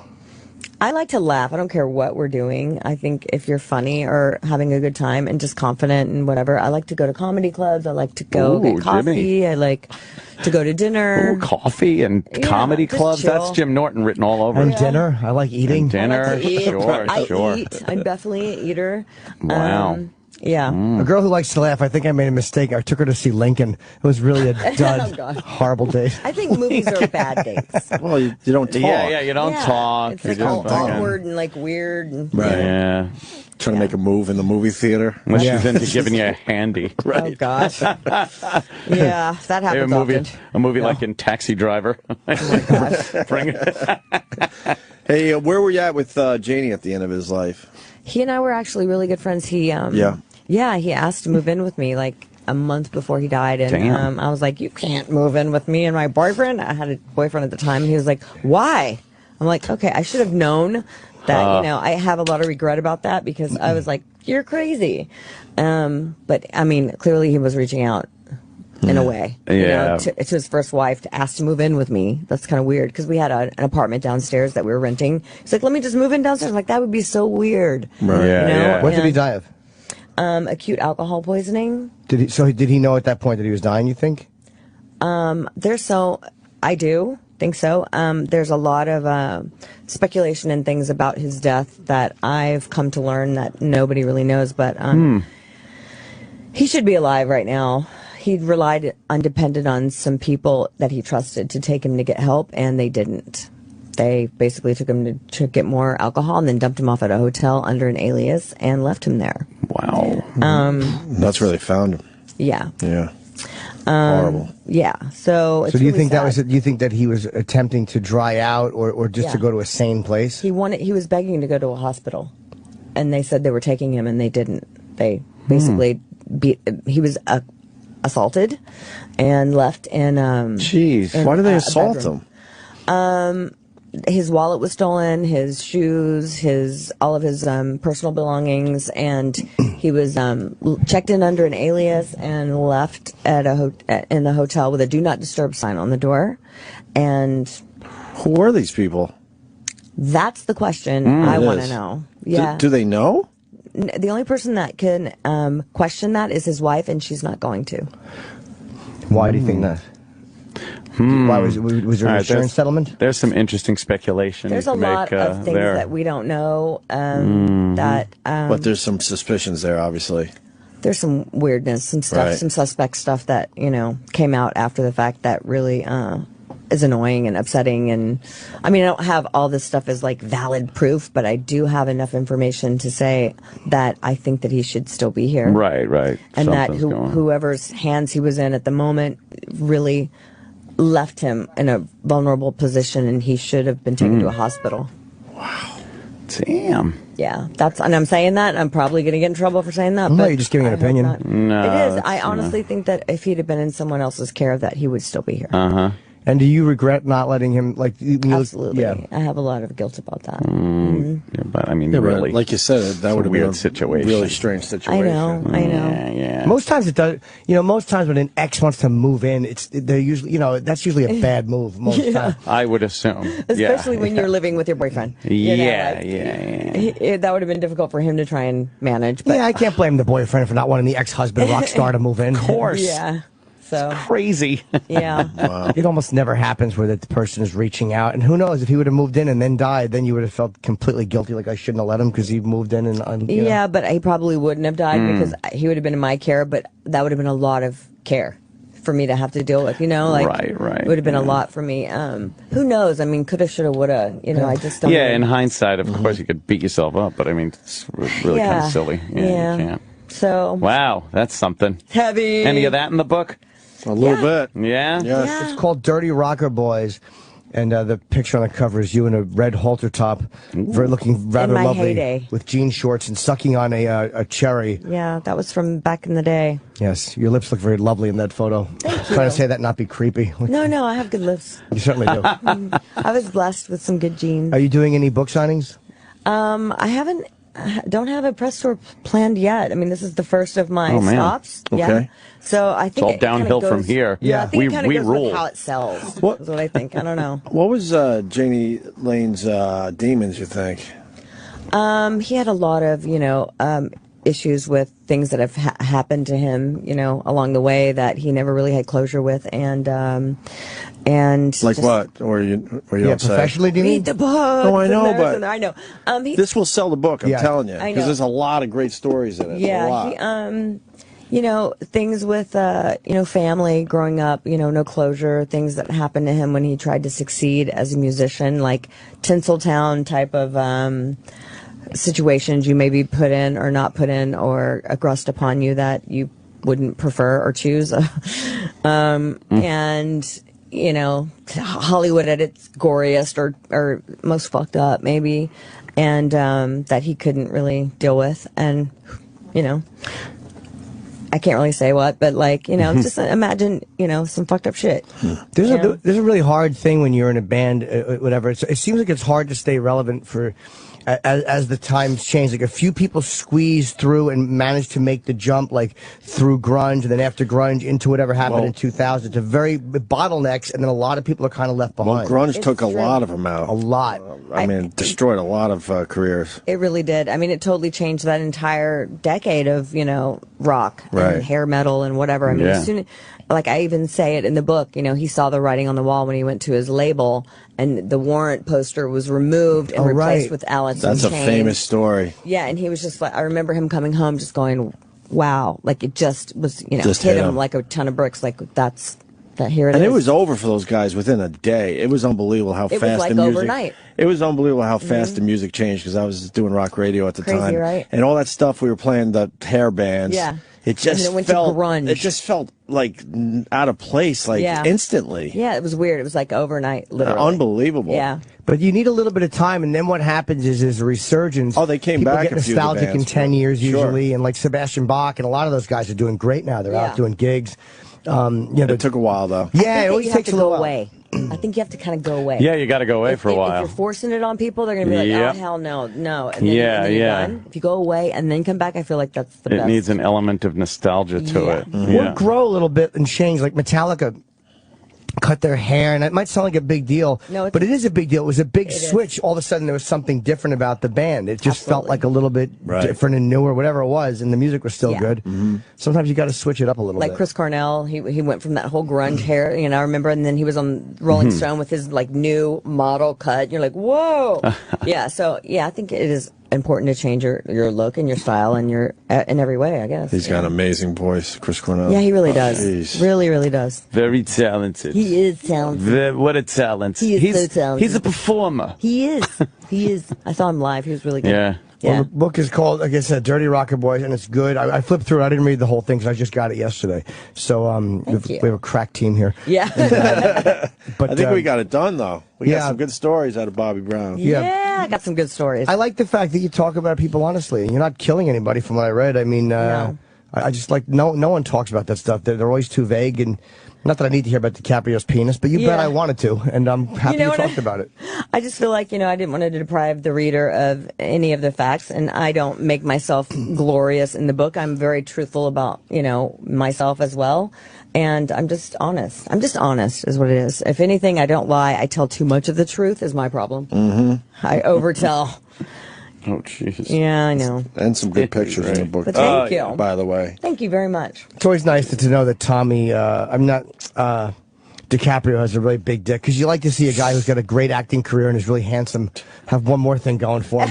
It's nothing worse than reading that. Like, you want to hear something awful, like, the great big actors have fucking awful dicks. Like, they come quick. You have to root against them a little bit. Well, seeing you in bed with Tommy Lee, why would he blow that off? That is just amazing. Look at these pictures of Bobbie Brown in bed with Tommy Lee. Well, my God. I was, getting to be a crazy drug addict, and he was cheating. He's a cheater, and I was, and he was a little bit physically abusive. I couldn't do that. Wow. What kind of physical abuse? He shoved you, or did he actually hit you? No, he doesn't. He never hit me, but he did like the control thing that guys do, like like contain you or choke you and keep you from moving or doing stuff like that. But I have to admit, I have a mouth on me. And Oh, yeah? Oh, yeah. Get yourself in a little bit of trouble. I'm not. I don't back down. I will fight you. And so I will probably bring out the worst in anybody if they're trying to, you know what I mean? Like, I can say some shit that will make somebody want to choke me, probably. I can imagine. Some old school shit. I mean, it's like, just screaming. Are you guys friends now? Yeah. Oh, that's cool. Yeah. Yes, we made amends. We're friends. We communicate every now and then. His sister is actually on my show, Athena Kotak. She's Tommy Lee's sister, and she's on X Wives of Rock with me, and we're best friends, actually. Did you ever go back to Tommy? For a little something. Just to be silly? A little something. It's in there. It's in there. It's in there. Oh, that means yes. I will say I never slept with him ever again. Okay. I never had sex with him, but you have to read the book because I do. Handy? We do every few years try to reconcile or meet Double up. hand handy? No, I never even saw his penis ever again. Pink teens for a base? No, I couldn't do baseball? that. I kind of felt like, the one-eyed peg leg pimp down the street had a better chance at getting me in bed than he did at that point. Wow. Because, Gotcha. you know what I mean? Because he was the one that broke me. And it was, there's just no way. I couldn't let myself be that vulnerable again, really. You really want to annoy Tommy Lee? Fuck a comedian. That'll kill him. Oh, man. Why? No, just saying. Jimmy's a comedian. Yeah, just saying. Okay. No one to your left there. Good advice. Okay. Yeah, I'm just trying to help. Feet away. Thank you. Thank you. No, I Just appreciate it. trying to. Yeah, it's not about mates. Of course not. You're healing. Okay. It's not your deal. Hey, I appreciate any help I can get. Well, Bobbie, you got to come back and see us, all right? I would love to. Thanks Bobbie for having Brown. me. Cole. Dirty Rocker Boys, Love and Yeah. Lust on the Sunset Strip. You can get that book now. Yeah, and I'm surprised no book signings.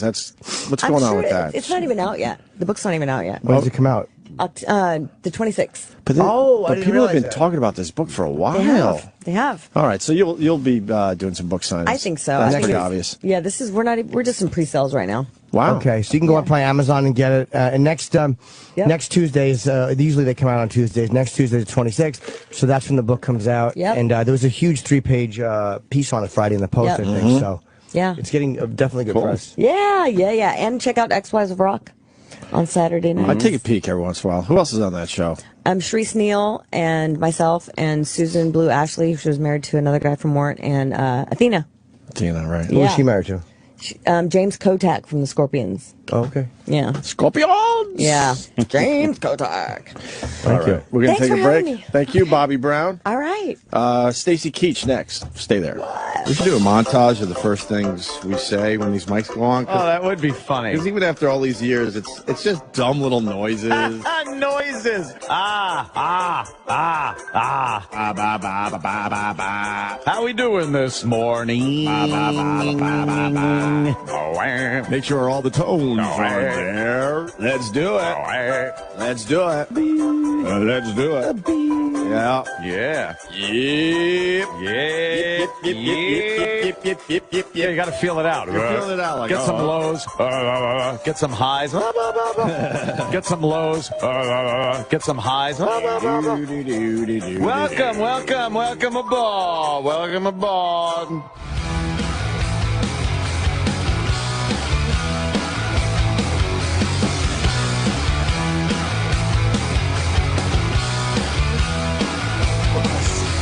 Got Stacy Keach walking into the studio.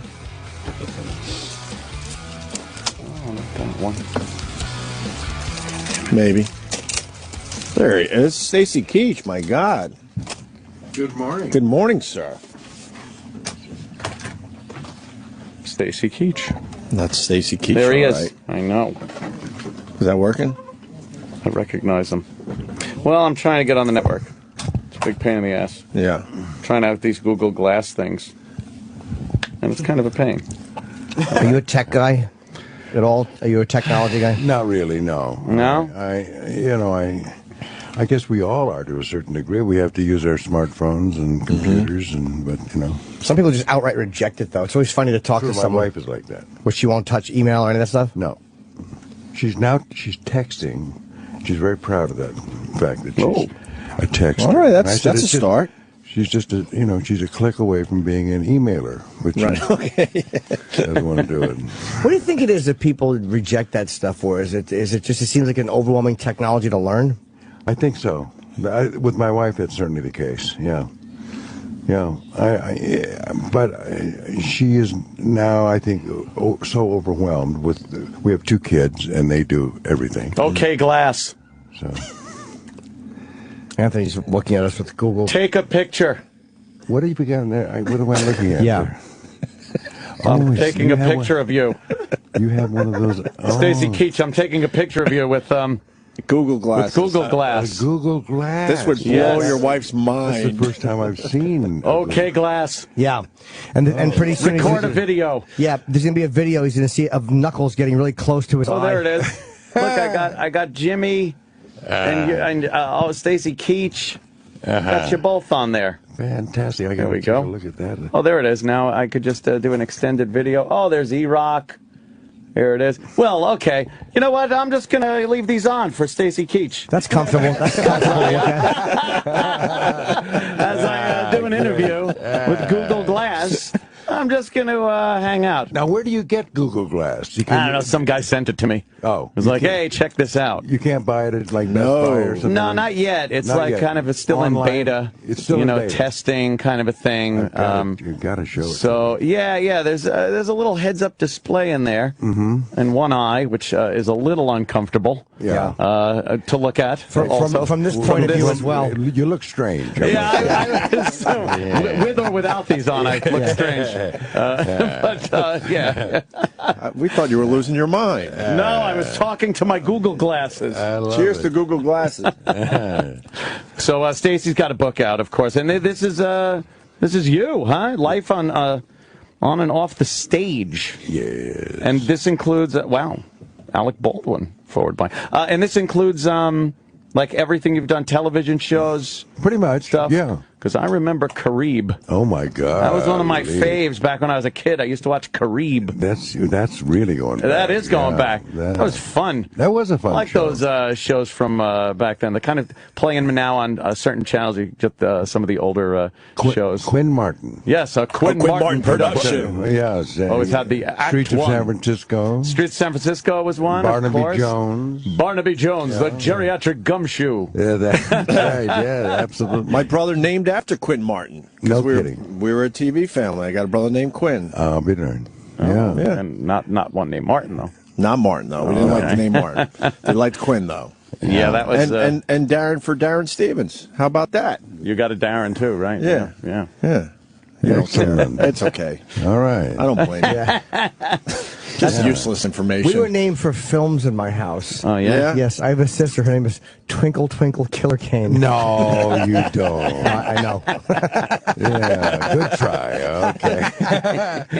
What was the rename of that movie? The Ninth Configuration. Why did they rename it? You know, that's a good question. You'd have to ask Bill Blatty, but I think it had something to do with the fact that, by the way, he wrote the screenplay before he wrote the book, which he did for The Exorcist as well. That's weird. Yeah. Isn't that? It's very I bizarre. didn't know that. I didn't either until he told me. But it's extraordinary guy, and there's two different endings to that movie. One where the Killer Kane is killed in a bar fight, and another version where he commits suicide, and and Bill Blatty couldn't make up his mind as to which ending to use. And I think the reason he changed the title was because he thought, I think Twinkle Twinkle Killer Kane it didn't reflect what the story was really about, as if the Ninth Configuration does. But nevertheless, I didn't know he wrote the screenplay to The Exorcist first. So, because if you ever read the book, there's so much great dialogue in there, in between the demon and the priest and Karras, and I would have assumed that he had edited, but he just added to what he had already written as opposed to editing down for a screenplay. Yeah. Fascinating man. He did something on that when we shot that movie. Then I've never had an experience like this before. He actually had Barry Dvorak write the music for the movie before we even shot the movie. He would play the music before we would shoot the scene, so we would get in the mood. Wow, it's usually done completely the other way around.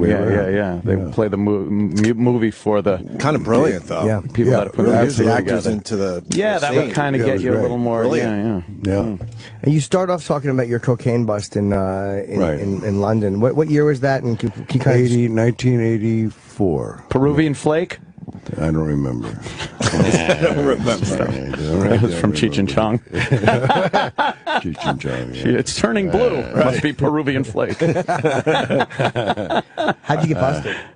Heathrow Airport. You were bringing it into the country? I was, I was in denial, and I had a shaving cream can safe that had the stuff inside. One of those things. That's clever. Yeah, it screws off. Well, not clever when you put the real shaving cream can right next to the.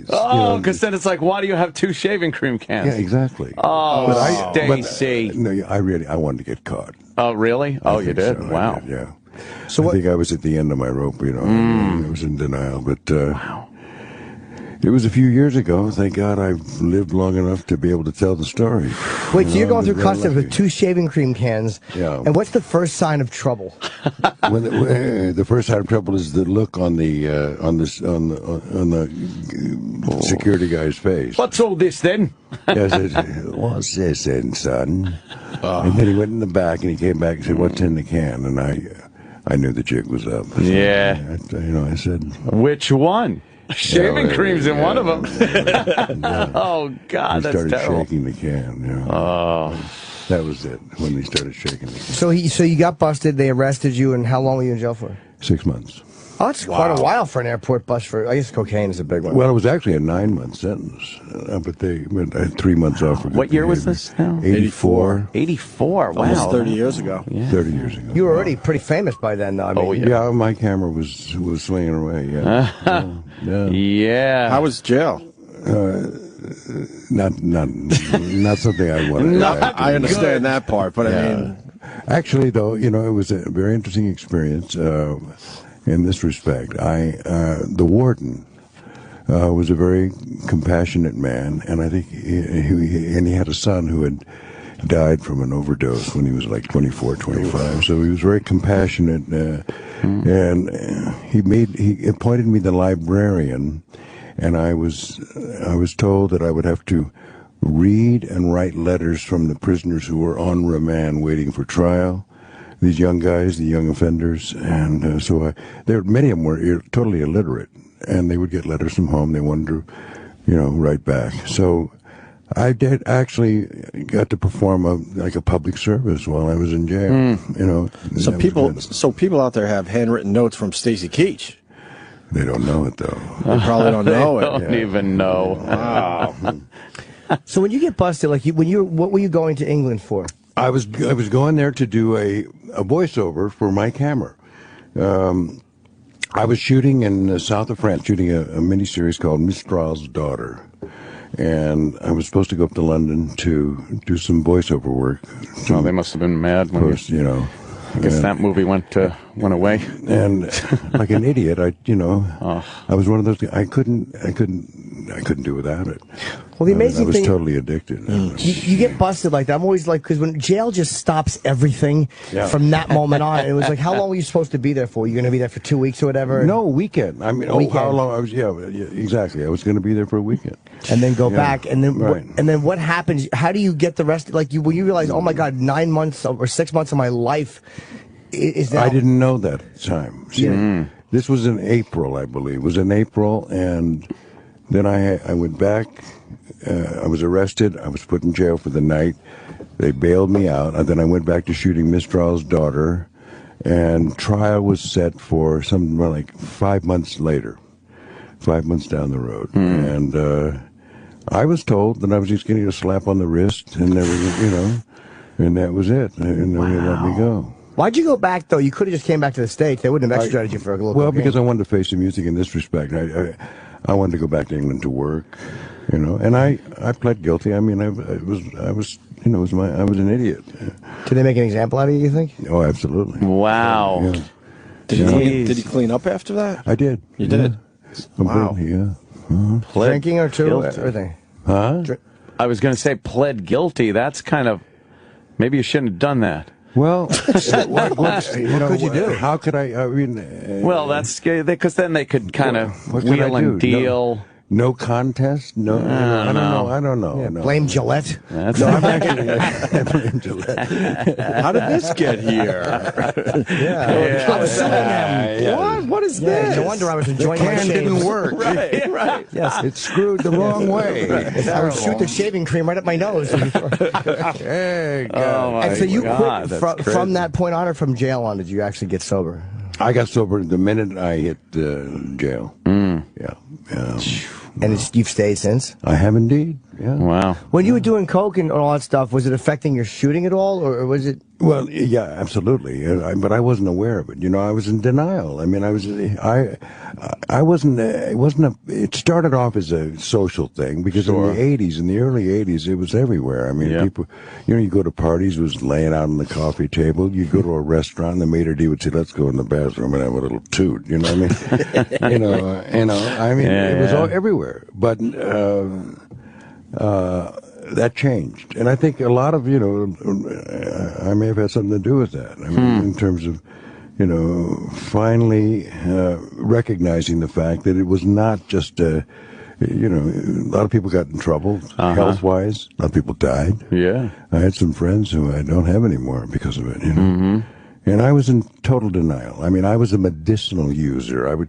If I didn't have that little bottle in my pocket, I felt like, I can't go on. I mean, I just can't. Wow. So it was a daily thing of just, all day kind of. Well, yeah, but I mean, moderately all day long. Right. Just kind of stretching it out through the whole day a little bit. Yeah. Wow, that's something. Do you ever see yourself on television or a movie or anything and go like, oh boy? I could tell I was a little wired. Yes. Yeah. I do. Yeah.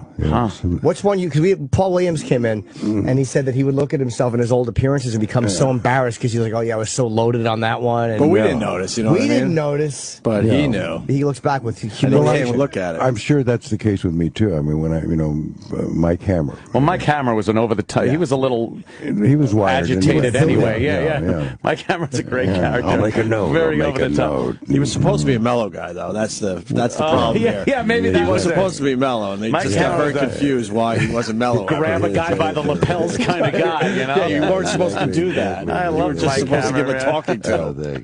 Yeah, that was a fun show too. Man, you got a hell of a voice. You ever do radio or obviously a lot of voiceovers? I do a lot of voiceovers. American Greed. I'm the voice of American Greed. Right. What's that? On CNBC. It's a 1 hour show about guys like Bernie Madoff and other fraudsters who scam us. Yeah, there's a lot of your voice is perfect for those crime shows, and I'd like you to narrate my life story. He'd be perfect.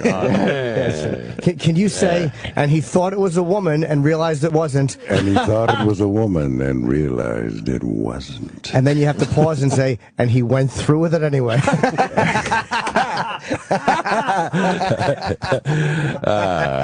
Very good. Very good. Oh, Jim. And he went through with it anyway. Okay. Yes. Anyway. How do you say anyway? So much of those, like when you watch like a documentary or like who I think Paul Winfield was doing the whole City Confidentials. Right. You don't realize how important the voiceover wrapping around it is until you hear it done poorly, and you're like, oh, this is kind of cheesy. But when you hear it done right, you just kind of take it for effortless. That's with Stacy Keach. Amazing. Really. Well, thank you. Well, I talk about it in my book, All in All, which just hit the stands, and I'm very happy to say, and I'm very, very pleased I got a chance to live long enough to write it. You know what I mean? Yes. Yeah, so there you go. And so you're friends with Alec Baldwin? Yes. And well, I'm very sorry about all the things that have been happening. The recent controversy, yeah. That's got to be great. You're out plugging the book. It's like, oh, Alec Baldwin. It's like, thanks, Alec. Now I got to address this shit. But he really, it's perfect though, because it puts he really gets bothered out there though. Well, listen, I've seen it. I can't imagine. He's a wonderful guy, and he's very protective of his family, and I can appreciate that. Mm-hmm. Absolutely. It doesn't excuse what he said, but he apologized. He did apologize. He apologized, and you know what? Life goes on. I don't like in this day and age that things are completely taken without context. So if something is said, it's taken at face value. Let's all be honest. As men, you go out there, you get angry at something, you blurt stuff out. Right. It doesn't mean literally what you're saying. It means you're angry, and for years that's the terminology that was used for, calling someone an asshole or something. Well said. No, that's exactly. And I think that's precisely where it was. Yeah, and I think that's what it's. And then the apology doesn't matter anymore. It's they want your job on top of. I know. It's we talk about this every day, Stacy. Yeah. We're not going to bore you with this. It's one of our rallying. It's one of our go-to. Well, good. I think it's good. No, because every day. Talk about it. It needs to be talked about. God, every day there's one out there that we talk about. In this weird political correct place now, where, like Obi said, not only do you have to apologize, but you have to lose your job. You have to. But they won't take be your job shunned. until you apologize, and then they're like, "Okay, now that you That wasn't apologize, enough. Yeah, now we're yeah. going to take your job." Well, it was like that whole thing with the Miami Dolphins a couple of weeks. You know, exactly. a very Yeah. similar situation. Yeah. Again, taken out of context. It's got to be put in context of, here's a locker room atmosphere. Locker room culture is very different. Exactly, totally different. Guys, I mean, this isn't something new. It's been happening for years like that. And years in there. Yeah. Do you get tired? I mean, you're like an old school guy or fucking man's man. You must get tired of this. Like, how annoying do you find this culture the way we're behaving? It's just irritating. It's very annoying, you know. But I don't know what's the solution. Yeah, exactly. You know, I guess just talking about it as we are. Talking about it, and then it's all Bringing it up. cyclical. Occasionally, it'll move back The the solution other way. is people got to push back more. Stacey. Yeah. You see it on the news. These guys know it, but they just still play it out. Yeah, the media, because they're looking for their their headlines and the news is ridiculous now. and their anyway. audience. But it's no. But you gotta love Rob no Ford. Walter Cronkite. How great is this Rob Ford guy? Toronto mayor. The Toronto mayor is a lot of fun to Oh watch. my God!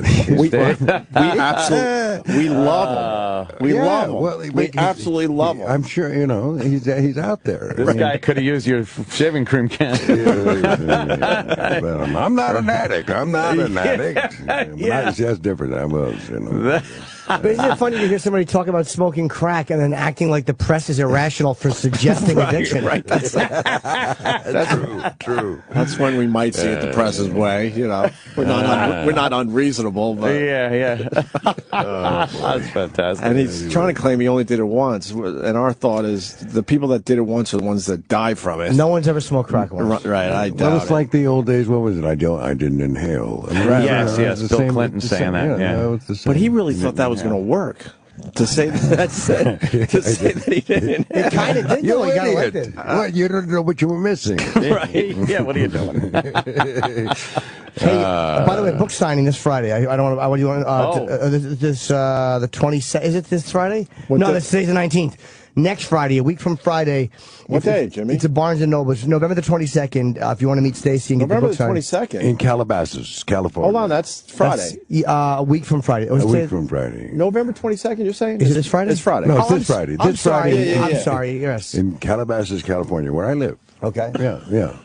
Oh, that sounds nice. Also, the DVD of Disney's Planes is coming out this week. Oh, I play Skipper. Your voice is in that. Yeah, I play Skipper. I got a 3.5-year-old, so I'll hear you about 1,000 times. So fabulous. No, it's not fabulous, Stacy. You'll it's like not fabulous for the parents. It's fabulous to see it once or twice, maybe 3 times, but not 1,000 times every time we go down to Philly on a car ride. I like that idea. See? Patton Oswalt's a friend of ours. I can't stand his voice because of Ratatouille. Okay. Okay. Okay. Yeah. But I'm very happy that's out on DVD for you, sir. Thank you. Yeah. Okay. And you'll enjoy it. You will. I promise. I honestly haven't seen that one yet, and we go to a lot of the kids' movies. So It's like we will Cars be in the watching Sky. it. Yeah. Cars in the Sky. Sure. Have you seen it? Did you see it? No. But I heard that.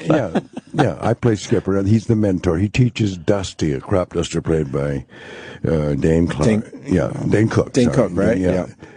To overcome his fear of heights and win a race around the world. And what type of aircraft are you, sir? I'm a Navy Corsair. Oh, back like Baba Black Sheep. Yes, indeed. Back again in the same time it's like Carib was on. We had Pappy Boyington and Baba Black Sheep. That's it. And occasionally we'd see you all together in Battle of the Network Stars, where you'd all get together and fight each other. Stacey Keach didn't do Battle of the Network Stars. I did. Yeah, I did. Stacy did indeed, Battle. Sure. Yes. Oh, yeah. He once hit Barbara Bach with a rowing oar. I remember that. It was like Dan Haggerty from Grizzly Adams was on there, and that's right. Yeah. We all did that in those days. And the other one was Circus of the Stars. Circus of the Stars. Oh, you remember that one? one? Oh, yeah. Oh my God, that's right. I forgot about that. What would happen Dom on that DeLuise one? is going to take to the high wire. Right. It's like probably not a good idea. No.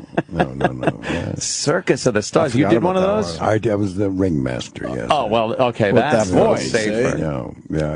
Good for you. Yeah. Ladies and gentlemen, children of all ages. You weren't in the roller skating episode of what show was that again? Chips. Oh, was that great? The All-Star roller skating episode? No, Okay. I don't remember seeing Stacy Keach. I remember seeing the cast of 8 is Enough. It was a extravaganza, man. It was an all-star cast. I guess Yes. Ponch and John were doing some charity event. What show? At a roller rink. Chips. What's that? Chips. Oh, Chips. Chips. Eric Estrada. Eric Estrada. Yeah. And it was a charity event, and they had like all the celebrities at this charity event. It just happened to be all the people that were on all the shows that were also on the same network as Chips. But they were all forced to do this, obviously. Yeah, we all yeah. did it. They were forced. It was. So it was a special. It wasn't a show.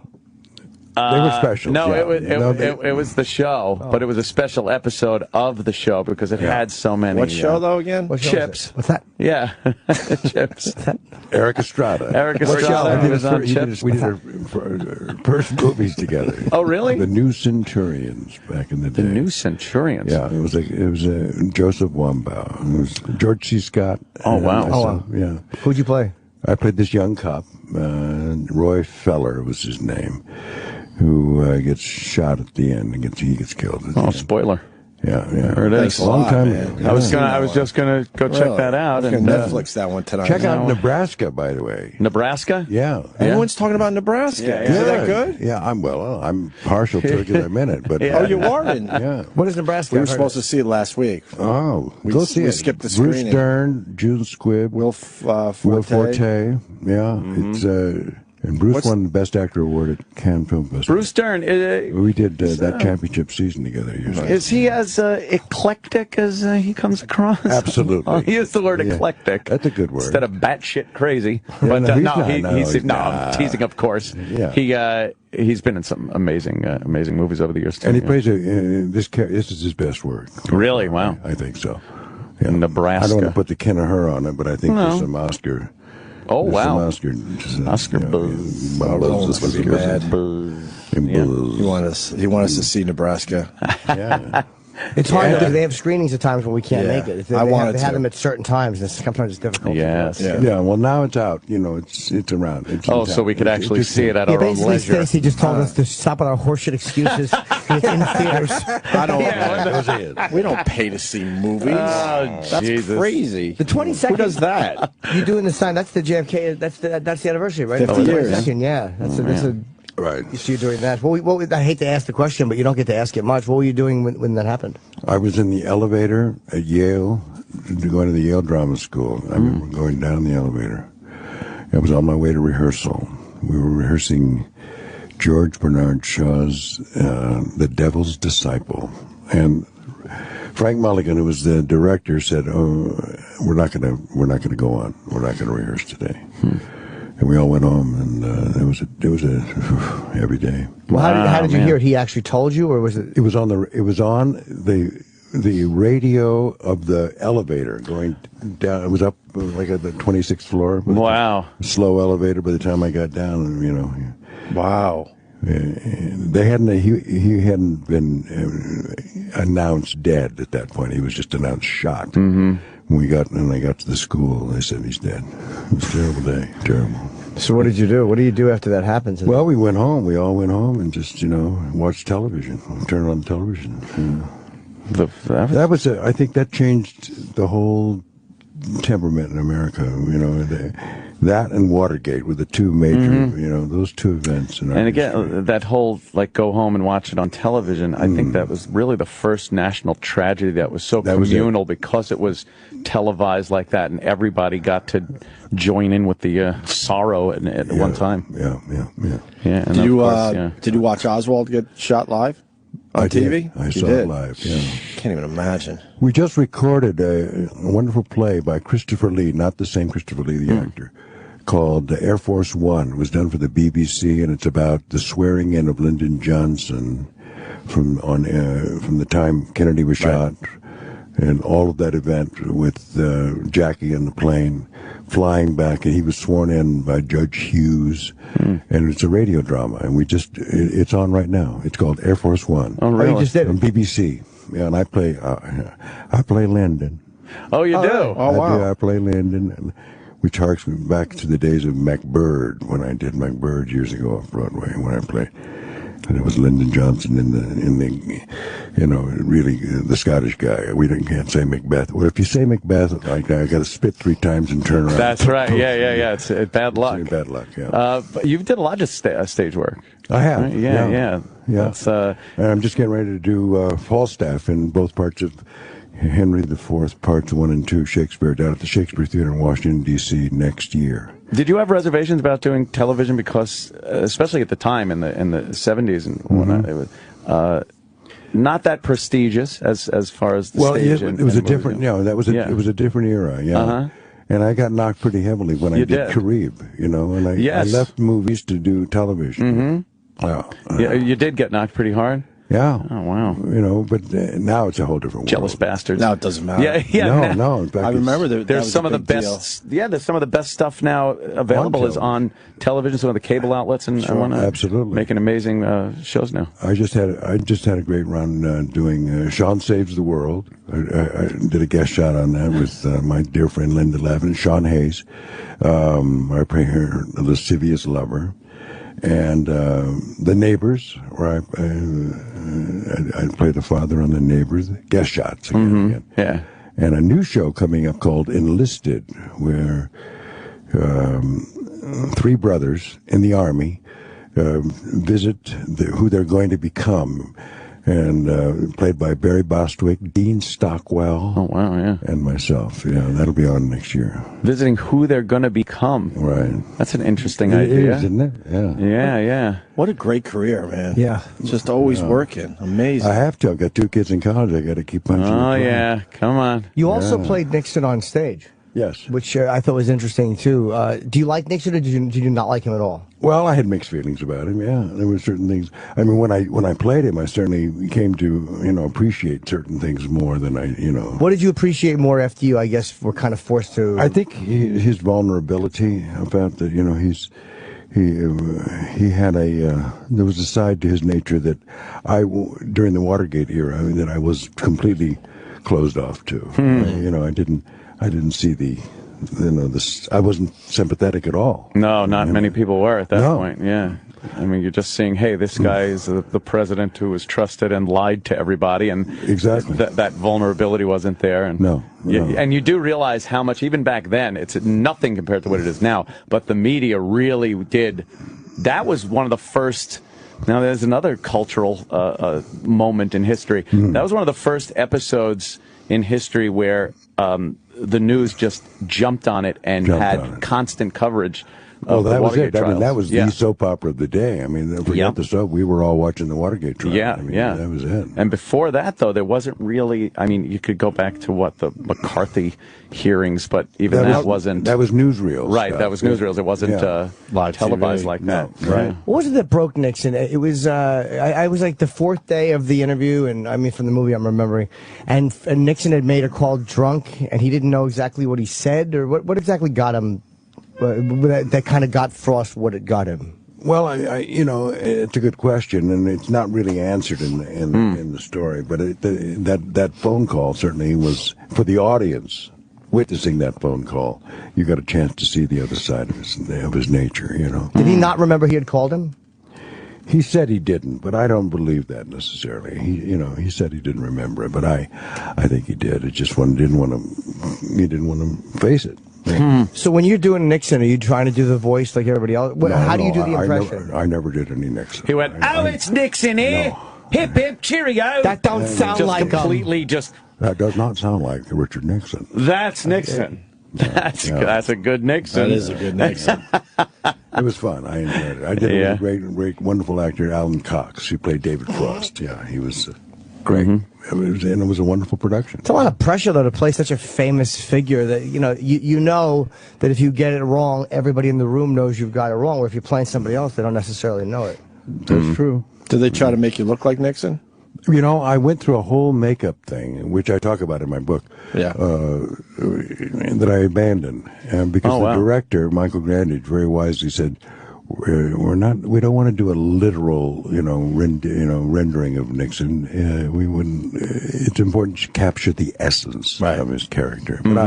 but I did do a certain amount of, of that. I mean, everybody has a Nixon. Sure. Yeah. Vocal. But, what did you think of Hopkins' version in the movie? I loved it. Well, I love everything he does. Did they try to make him? Yeah, Anthony Hopkins I played him. thought Frank Langella played him. He did, Frank Langella did, but oh wait, Anthony Hopkins did Nixon in another movie. In another movie, right. Oliver Stone? Yeah, No. Yes, yeah, it was. It was. Okay, I'm thinking of Frost Nixon, where it was Langella. It was definitely Frank. Yeah, Frank Langella did a great job in that. He was absolutely great. But Hopkins did it in the movie Nixon. I love the scene where the guy is like, "The Nixon, I would never talk to him," and then when Nixon walks in the room, he's just like, "Hello, Mr. President."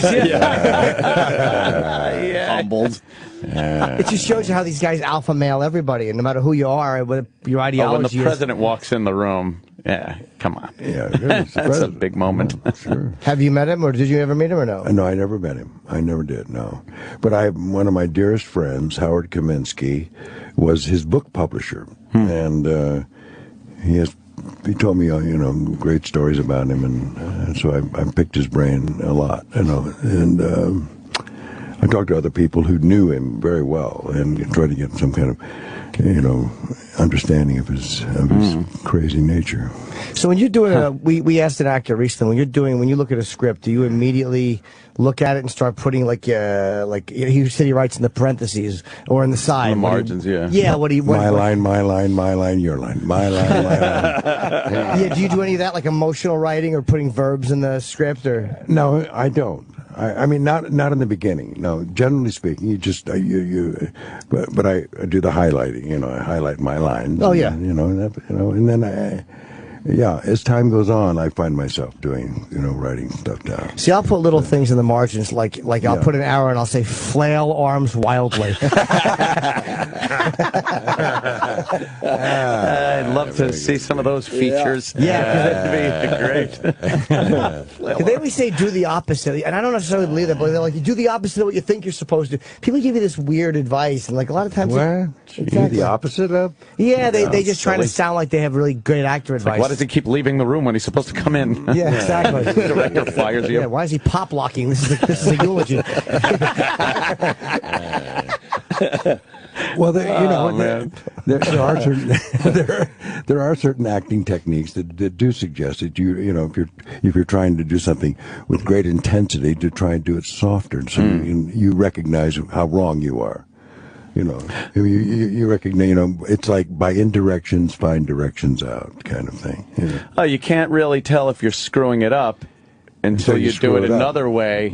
And kind of look at how you were doing it. Yeah, all right. See, Brando, I watched Don Juan DeMarco, and I've mentioned this before, but it was a cool moment where I guess he was pissed off at one of the other doctors, and he said, "I'm so angry at you," and he just said it like that, like really sweet almost. And I'm like, that was just such a brand, because anybody else would have yelled that line. Yeah, I certainly would have. Yeah, Pacino would have pointed. Yeah, well, of course, yeah. Angry. But that's what he yelled. Well, it's the yelling Pacino. I like the yelling Pacino. He does young Pacino though. Yes, you're downplaying your young. We're hoping he does Pacino in Angels in America. You do the soft spoken. He doesn't want to do it though, but he does. He does. All right, well, the book's out now. This is great. Absolutely. It's called All in All, and the great Stacy Keach. And you can meet Stacy Friday night, and in Calabasas, California, at Barnes and Noble on Commons Way. He'll be doing a book signing in the it's Barnes and Noble, so it's a nice place. Not to many go for left. a signing. Not many bookstores left. No, they're going away. Going away fast. Are you a big reader? I do. I like to read. Yeah. Look at these.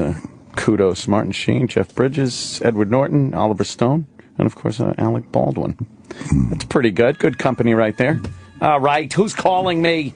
I'm talking to Stacy Keach. Why'd you give up on the Google glasses? I was videoing a little bit. I didn't want to look completely silly the entire. When you videotape, you got to keep your head completely still. I'm like, my neck hurts now. I saw you do that. I'm like, I don't know. I don't know if they're really going to catch on, to tell you the truth. They're not going to be available for Christmas? Oh, God, no. I don't know. Not yet. Like they're still in beta mode? Yeah, they really haven't quite gotten them down yet. I don't think. Yeah, I mean, it's actually pretty comfortable to wear because you're looking, it doesn't really interfere with your vision until you look up and just look like a creep. You look like Alex in a chair in Clockwork Orange. Holding your eyeballs open. Me glasses. Yes, I guess it's a little teeny screen you're looking at. I guess I can't see anything. I'm looking at it's not on. It's plain. But I guess I could see the appeal of this. But next it'll be contact lenses. That's what we're going next, and it's going to be a lovely And then world. just implants in your eye. And eventually all of us will just kind of know what each other is And doing. then we're and just thinking. going to just tattle on everyone. The board. And then it'll go 3D. And then 3D. That'd be great. Well, I see in 3D now. It's amazing. Why would you need 3D when it's right there? Right. Well, you know. They'll figure out to make it better. Life. They'll make it better. All right. Yeah. Stacy Keach. Stacy, thanks so much. Thank you. I What really a had fun. blast. That was great, man. Love having you in. Thank you, guys. This is the Opie and Anthony channel.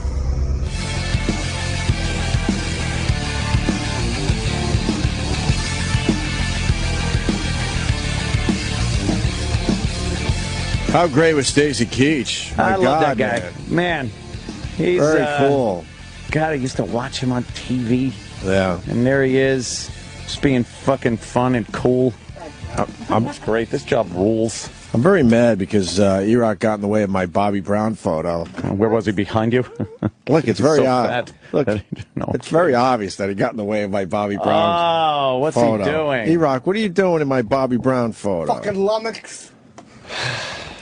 Thanks, Dick. Actually, you got Sam to blame because I go, oh, fuck, E-Rock's in the background. I'm going to have to, crop this shit. Yeah. And then Sam said to leave you in it.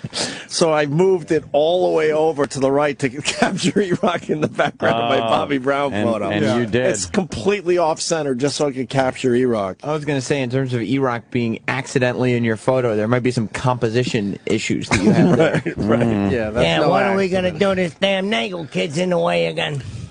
He's always got this sex bangle's always running in the way over there. Yeah. Anything else? I don't know why he's always in the way. Oh. He just seems to get in the way. It's the whole I was cast. just saying that. That was the pay him no mind list. Yeah. put right on there. Doesn't matter what he say. If they did radio 50 years ago, it would have been. Yeah, I don't know if you heard, but some dudes was coming out of Dallas. It sounded like they were gunshots. Man, what we got to do a song parody. It's a shooty McPresidential brain splatters. Yeah, this is Bullets McPlumpin' McAdoo. Fucking idiot. A lot of comments on the photo. Huh? Oh, yeah? Really? Yeah. Man, Like are they what? good at something? Read the comments. Is there some good comments? Yeah, there's two things. Yeah. There's two things that E-Rock is being compared to. Okay. Uh-huh. A young Santa Claus. Oh. All right, that's nice. Kris Kringle. He brings happiness and joy to everyone. Yeah. And Rob Ford. Oh, wow. That isn't even right. I was expecting Kool-Aid, but all right. Could you dress up as Rob Ford tomorrow? Oh, boy. For the goof? Maybe dye your hair again like the old days? Ah, well, he used sun in. Remember? Jail? Oh, yeah. But then he also Sun in jail. Yes. he also bleached it too. I know he bleached it, but last time we got on him, the last time he did it, he said, no, I use sun in. And he put it in, he goes out in the sun. Little lemon out, juice? Little lemon juice. Yep. I tried the lemon juice once. That's it. How'd that work out for you? That's stupid. Look like an idiot. I just wanted to be a surfer dude so bad. What an idiot. Yeah, huh? Hey, speaking By of the way, the event that Yeah. we were going to have, I'm hearing won't happen. It's just not going to happen. What event? The one we've been talking about and planning. And What? Why? What's the latest? they want too much money, and that's it. It just doesn't exist. The money that they want does not exist, and that's it. Is it still at 350,000? I've been away a couple days. It should have been nothing, but that's just disgusting. Well, it's fucking disgusting. It's it's up to us. We got to figure out our looking own forward to that. our own futures. I was too. I was would too. have loved to have done that. I would too. Who told you it's not happening now? I was just texting with my agent.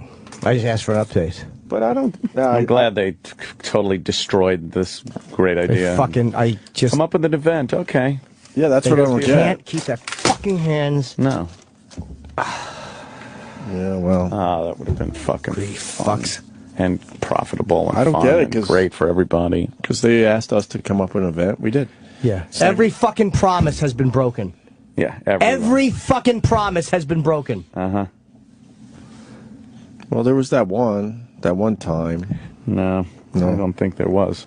You sure? No. Bit my lip. Sorry, buddy. That's okay. Well, at least the app's working, so that's just fucking... Is the app working? No. Oh, God. We don't know if the phone's working because we chose to stay away from the phones today. So. Oh, we did, yeah. Yeah. Well, we had guests. And maybe they'll do something with the studio. I don't know. Never. Sure. It's never going to happen. It's just, I hate. Didn't Don Wicklett say the screen was an easy fix? None of it's going to happen, dude. Remember None that, of Ant? Yeah. He goes, oh, that I could do in a day. And don't get confused by the new guys. We like the new guys. It's not about Don. It's about the system in place. They're nice guys, but they're as powerless to do anything as anybody else is. It's not their fault. Geldings. They're geldings. The fact that that event got fucked up removed the last ounce of fucking hope I have for remaining here. And the sad part about it, we presented it to them as our 20th anniversary thing. They don't give a fuck. So not only was it a huge event, it also was like we want to do something cool for our 20 years doing radio together. And Jimmy for, what, 13, 14 at this point, whatever the fuck it's been. This all started 20 years ago with me and Ant. It would have been a very fun event, a nice celebration, and they just had to get their fucking greedy hands on it. And they've been begging for an event and telling us they want an event, and they just couldn't let it happen. We should just do it without them in a smaller way. Now they've torpedoed the whole thing. And they had the balls to try and negotiate with us. Like, they wanted $1 million at first, knowing we would go no, and then settle somewhere in the middle, and now it's $350,000? They should get nothing out of it. Nothing. Yeah, it's just, we just do They our did show. offer them something. I know how much money they offered them as an ad buy, and I know what else they offered them. We Sickening. really got to start promoting our podcast because it might be important down the road. Hint, hint. So please get the word out. I hear from you guys. A lot of you guys can't afford the service anymore, which is unfortunate, obviously, because I would love more people to be here in the Monday through Friday show. Yeah. But at least there's a podcast out there where we throw an hour to, the latest one is about 2.5 hours because it's the best of Patrice O'Neill. And yes, we will be doing another one of those because people were wondering because a lot of the bits they wanted to hear, we didn't put on this one. But they're loving, the podcast we put out there. So please get the word out for us. I wonder if we can Opie and do it Anthony without podcast. I know, I wonder. Can we do without them in a smaller thing? We're checking. I'm talking to them right now. Yeah, I guess. Let's just do without them. Yeah, I don't need them. We'll fucking sell it out with Twitter or something. So, this week's podcast, the best of Mike Tyson's appearances on our show. Well, that's a good E-Rock, one. you're editing that nice, right? Yes. Okay, good. It'll Thank be out you. tomorrow morning. Tomorrow morning will be ready to go. How long is it going to be, you think? I'm not sure. I'm still editing the last 2 appearances out of the 4. So. If it's if it's a little long again, that's okay. And then we'll go back to a tight hour next week. Mm-hmm. All right. So the best of Mike Tyson's appearances on our show. That comes out when does it come out? I know Wednesday, but right at midnight or kind of First thing in the morning. First thing in the morning? Okay. And make sure, people know about the Opie and Anthony podcast. Hey, Rob Ford did his TV show. Oh, he did the one he was plugging? And Sam cut up a couple of clips. And he explains the pussy comment. Needs no explanation. We all understood it. He licks his wife's fucking box. He's a pussy-eating monster. I should Plenty say charging. I should say he gives an explanation for. Okay. Oh, he does. You're connected to the sorry.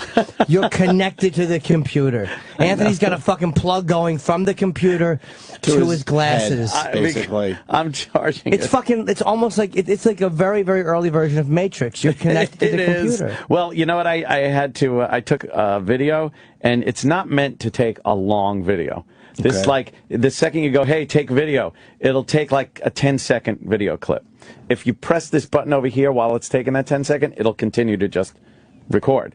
But it's not meant. The battery isn't meant to take long videos. Oh, man. I know They got some problems with This that is thing. beginning phase. Now it's pretty obvious why they're not available yet. Yeah. They know they got some major bugs to work out. Yeah, exactly. Battery life. Plus, how the fuck... I mean, they need some kind of stability thing for the video so they could fix that in post. You know what I mean?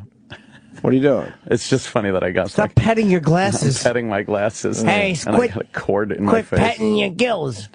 All right, let's Put see. something. George Zimmerman arrested.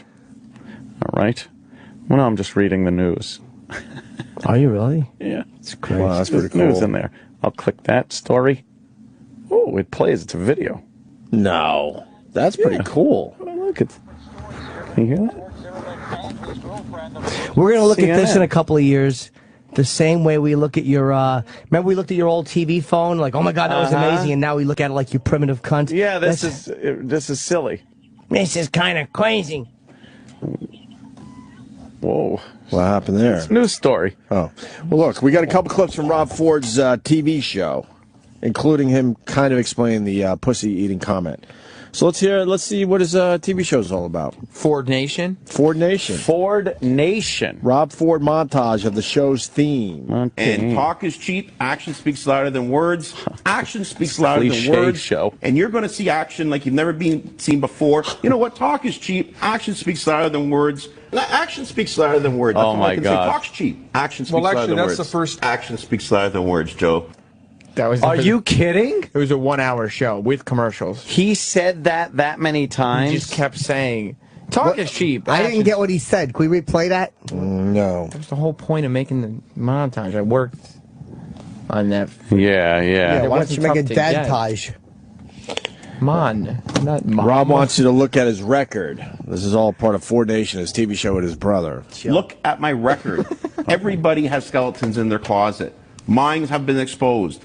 I can't speak for other counselors, but if counsel wants to strip all my powers, do whatever they want to do. I disagree with it, but you know what? They have their rights, and I think it's wrong. I think it's Their rights are wrong. But the people are going to have their say on October 27th. I return every phone call that comes to my office, and I'm going to continue to do that. It's like and go to people's Aces front High. door to serve them. This is like Aces High. What? It's exactly like it. If he wants to debate me, I'm here. I'm Where are here. you, Mr. Webb? Now look, he's juggling. No, don't do it. Don't do it. Who was saying don't do it? That was oh fuck, who was that? Wasn't Pesci. No, it wasn't Pesci. It was back home. Yeah, Shepherdini yeah. or Yeah. There was no It's Shepherdini. character in that movie with that name. Can we start from the basics? What the fuck is this show about? I don't mean ours. It's on a news channel. Yeah, but what is it? Is it a reality show? No, it's just Keeping Up with the Fords? What are we doing here? It's just him and his brother standing at a news desk. That's it? That's That the whole sounds- show. It that sucks. sounds awful. It's terrible. When I heard show, I'm thinking reality stuff. No. Like they go, I don't know, deer hunting and, film it. It's like Aces High. There's nothing put into it. This is the whole show, this photo that you're seeing. And the Rob Ford dancers. Rob and it's a one-off, too, by the way. They're like, yeah, we're happy to have you here, and we'll see how it goes. Maybe do another episode. Oh no, this is like Scorch's fucking. Yes. This is PGTV? PGF. PFG? PFG? Two. Version 2. Version 2. I thought they signed for like 8 episodes. No. It was a one and done. They made it sound like it was like the biggest show on TV about to hit. No, and it's a terrible, terrible show.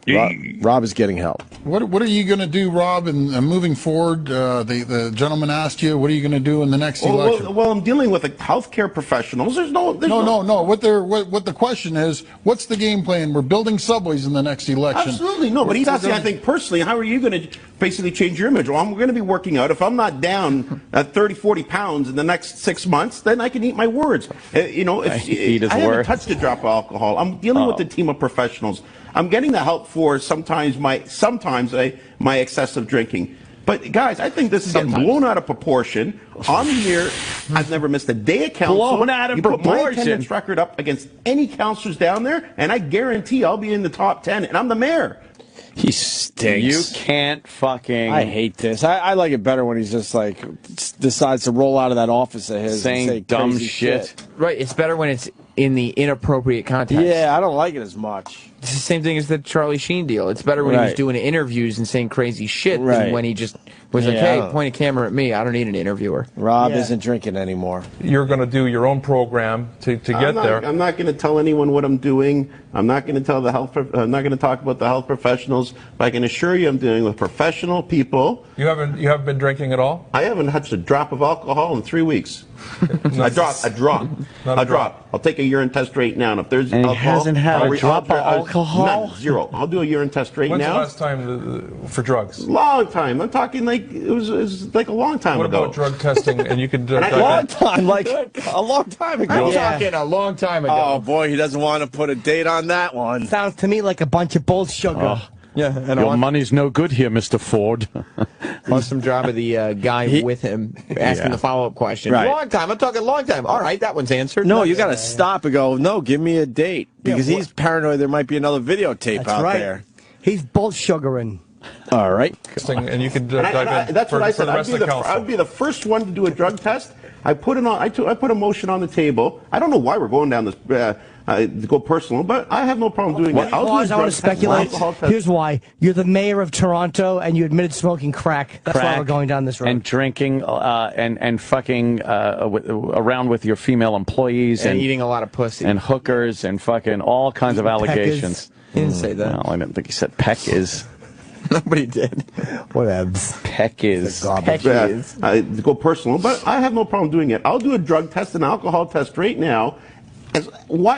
And I put a motion forward that every counselor do it too.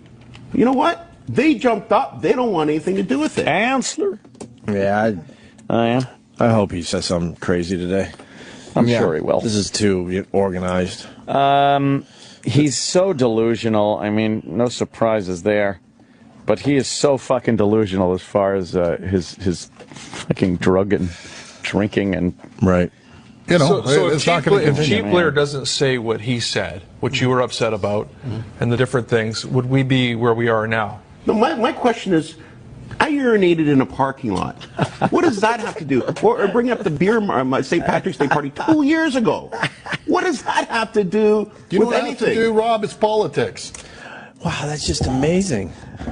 Like, can you imagine Mayor Bloomberg was caught urinating in a parking lot? Pissing in a parking lot. And then he keeps bringing it up. Yeah. I urinated in a parking lot. So what? It's no big deal if you're a shock jock going to a fucking Jets game or something. Yeah, but, yeah. But it kind of comes with the job that you gotta, maybe that's your thing. There's a certain decorum. But you just can't do stuff like that anymore. Right. Because they're going to just kill you for it. But this guy's all about pissing in parking lots. Right. Oh, God, just look at him. Oh, that really sums him up. He's a regular guy. A regular guy. But, man. Fucking. Make it to mayor. You gotta kind of, you gotta stop the crack thing. You can't pee in fucking parking lots. You can't drop a hot piss in public. You can't knock over old ladies by accident. You can't, make believe you're drunk driving in Parliament. I bet because it's Canada. On the floor of Parliament. I bet because it's Canada, like it was a big steamy piss. Fucking like steam coming off of it. Molson ice. Because inside that big fat body, that bladder is just full of hot piss. Just writing his name in the snow. Hey, look what I wrote. Goofing around with his piss. Writing racial slurs in the snow. Yes. I'd bet money he's probably done that a time or two. Those long fucking drunk pisses. Drinking beer and just fucking pissing. Yeah. Nice. And then finally he explains the pussy thing. Oh, good. Well, welcome back to Sun News and Ford Nation. That was an inappropriate comment that I made, but obviously that was just off the cuff and very frustrated at the time. Again, it was inappropriate. But I am happily married. I have a lovely wife, Renata. I got 2 beautiful kids, Stephanie and Douglas, and I love them dearly. And I know my brother Doug has 4 beautiful girls, and I don't touch their pussy. Again, it was a pretty stressful week, and there's no excuse for it. I don't use excuses and cop-outs, so again, I made a mistake, so we're going to move on talking about our record. Yeah, well, I'll tell you about that comment. I was totally shocked. You've never made any comments off the cuff, have you? Never, not me. No. Oh, God, they're a bore. Hey, boy, you know. You might want to go back to drinking. I like that he just so yeah, pissing in parking lots. Did you hear that one, Jimmy? No. He's mad that what? I was too busy walking down the hall to try to get a final answer, and of course, the office was busy, so I didn't. Oh, yeah, oh my God! Why would you put yourself through that? We just know now. I can't believe that I just was know ruined. now. I can't believe this company. I knew from day one. That that's why I didn't really want to get involved. And I said it to Kenny that it had nothing to do with him and the people working around, the event. I knew in the end it would be a waste of my time because once again we would be fucked. And our agent fucking stinks. He hasn't even called. Bob stinks. He hasn't even called to tell us that, what the answer is. Why is he not in New York fucking handling this? Why is he not stomping their guts out? Literally, he does nothing. That's great. They're so it's ruined. So the event we had planned is destroyed. They're an anchor. Yeah, so that means no events whatsoever. I'm not going to do some lame, half-assed event when we had a real one. Finally had a real one. Finally. Yeah, that does away with any event. I will never do an event for this company again. It's ridiculous to I will even do try. no events ever again. Yeah. What are they going to do? They want us gone. It's obviously clear, so fuck them. Let's just leave. Yeah. Yeah, for real. Let's just leave in October. I'm kind of thinking that myself. We haven't even met any of the guys in charge, and they've been on the I job don't care about a about year. them either. They're fucking. They're not. What are they? Well, they gonna make do? the decisions in the end. So, but if they're not interested in meeting with us, that really speaks volumes. We'll get everything arranged where we can have some space here in New York, set up a podcast thing, and hey, good news. O&A and Jimmy Mark 3. Hope you enjoy our new direction. That's why we got to keep pushing the podcast out there. We got to build a podcast base. Oh yeah. And then it'll be way more comfortable to do something like that. Phone should be fixed. We updated firmware in operations. Yeah, a week later. Don Wickland checking in. 5 days Right.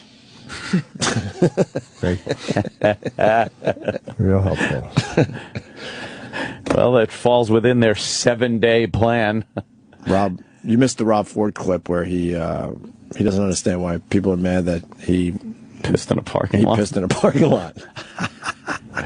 It's great. We lost Jimmy. He's not gonna have it. No. I'm so thank God fucking it happened just before 10. disgusted and so fucking just disheartened. It's so fucking annoying. It makes me physically sick to my stomach. It was a cool fan event. We were all on board with doing it. We all wanted to do it. On board. And on board. They just have to get greedy and wreck everything. And I don't bash Howard. I don't give a fuck what he does. But the bottom line is, hey, maybe his lawsuit was legit. Fine. But then you throw the guy a birthday party. It's literally like the wife who got punched in the face, and then fucking comes back. And fucks the. It's just. Yeah. Oh my God. I won 4 actions. I want to punch that fat fucking lady in the face. What did she do? That commercial with Deal Dash. I won 4 actions. Imagine having to live with that shit. Honey, look what I bought. Ugh. God, that commercial annoys me. All right, I got to go do a phoner, so 10 o'clock every day, finished. That's it. Fucking place. This weekend, I'll be at the Garden State Comedy Club in New Jersey if you want to come. And Friday, I have tickets going on sale for the Borgata. Who cares? Oh, Jimmy. Honestly, I'm so fucking disgusted. I know. Yeah. And our fucking agent is fucking weak. He's fucking weak.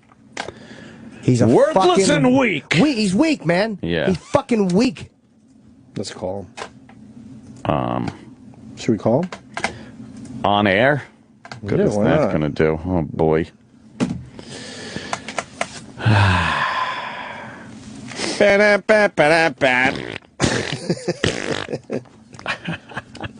Crash the Bash. Well, we're not going to be invited to that.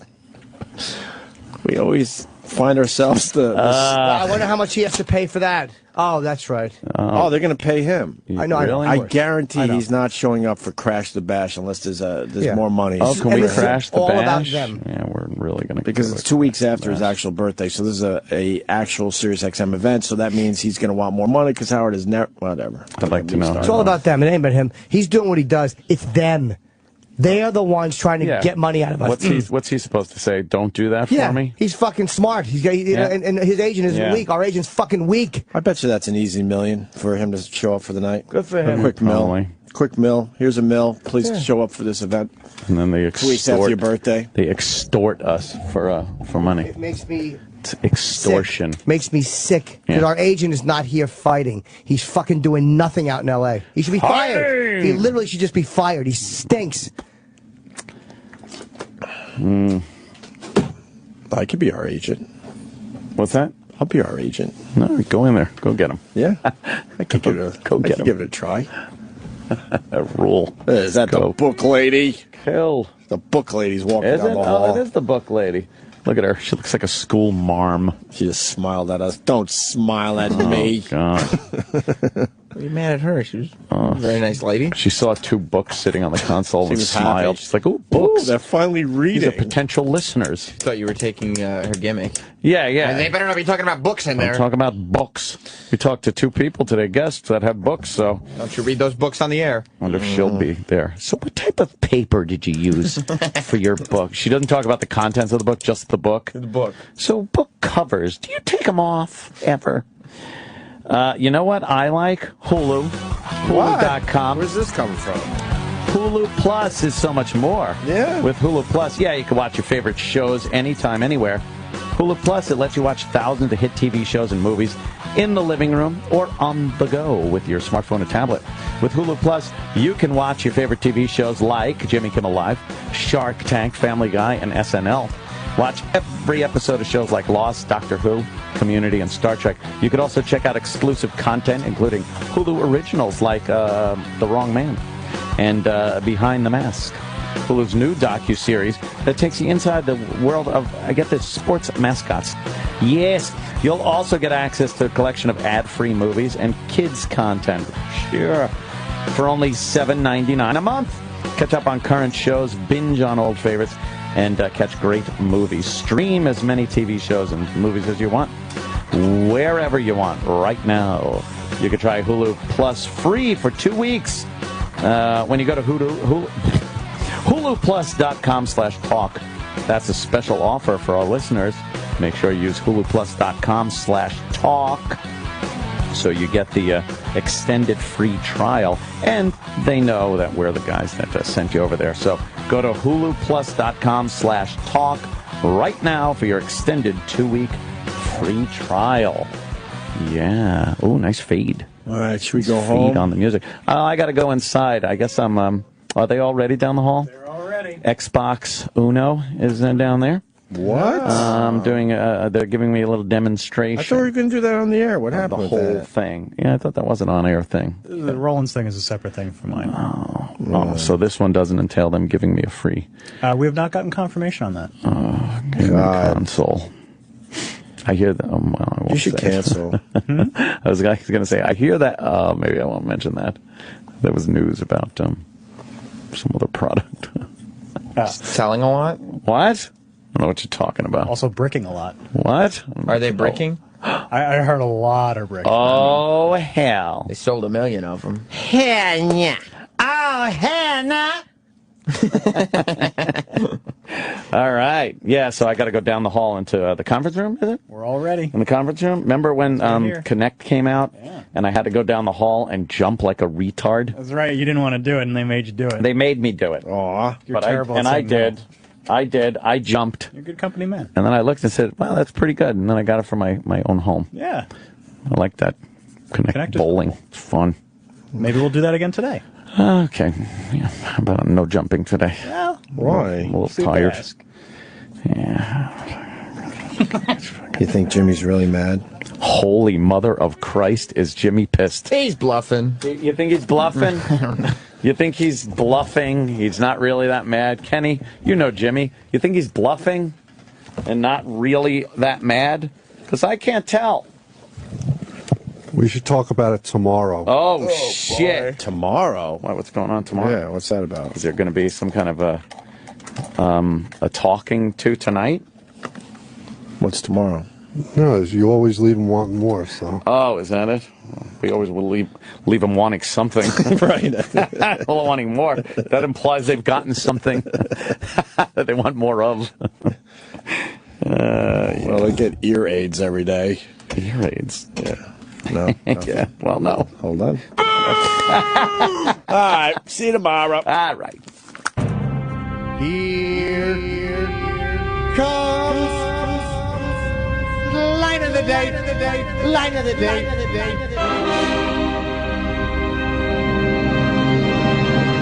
I hate to play the House Liberal. It's embarrassing. Oh, my God. I was going to say House something else. Yeah. Jesus. Wow. Jimmy. Oh, Ed is such a hunk of garbage.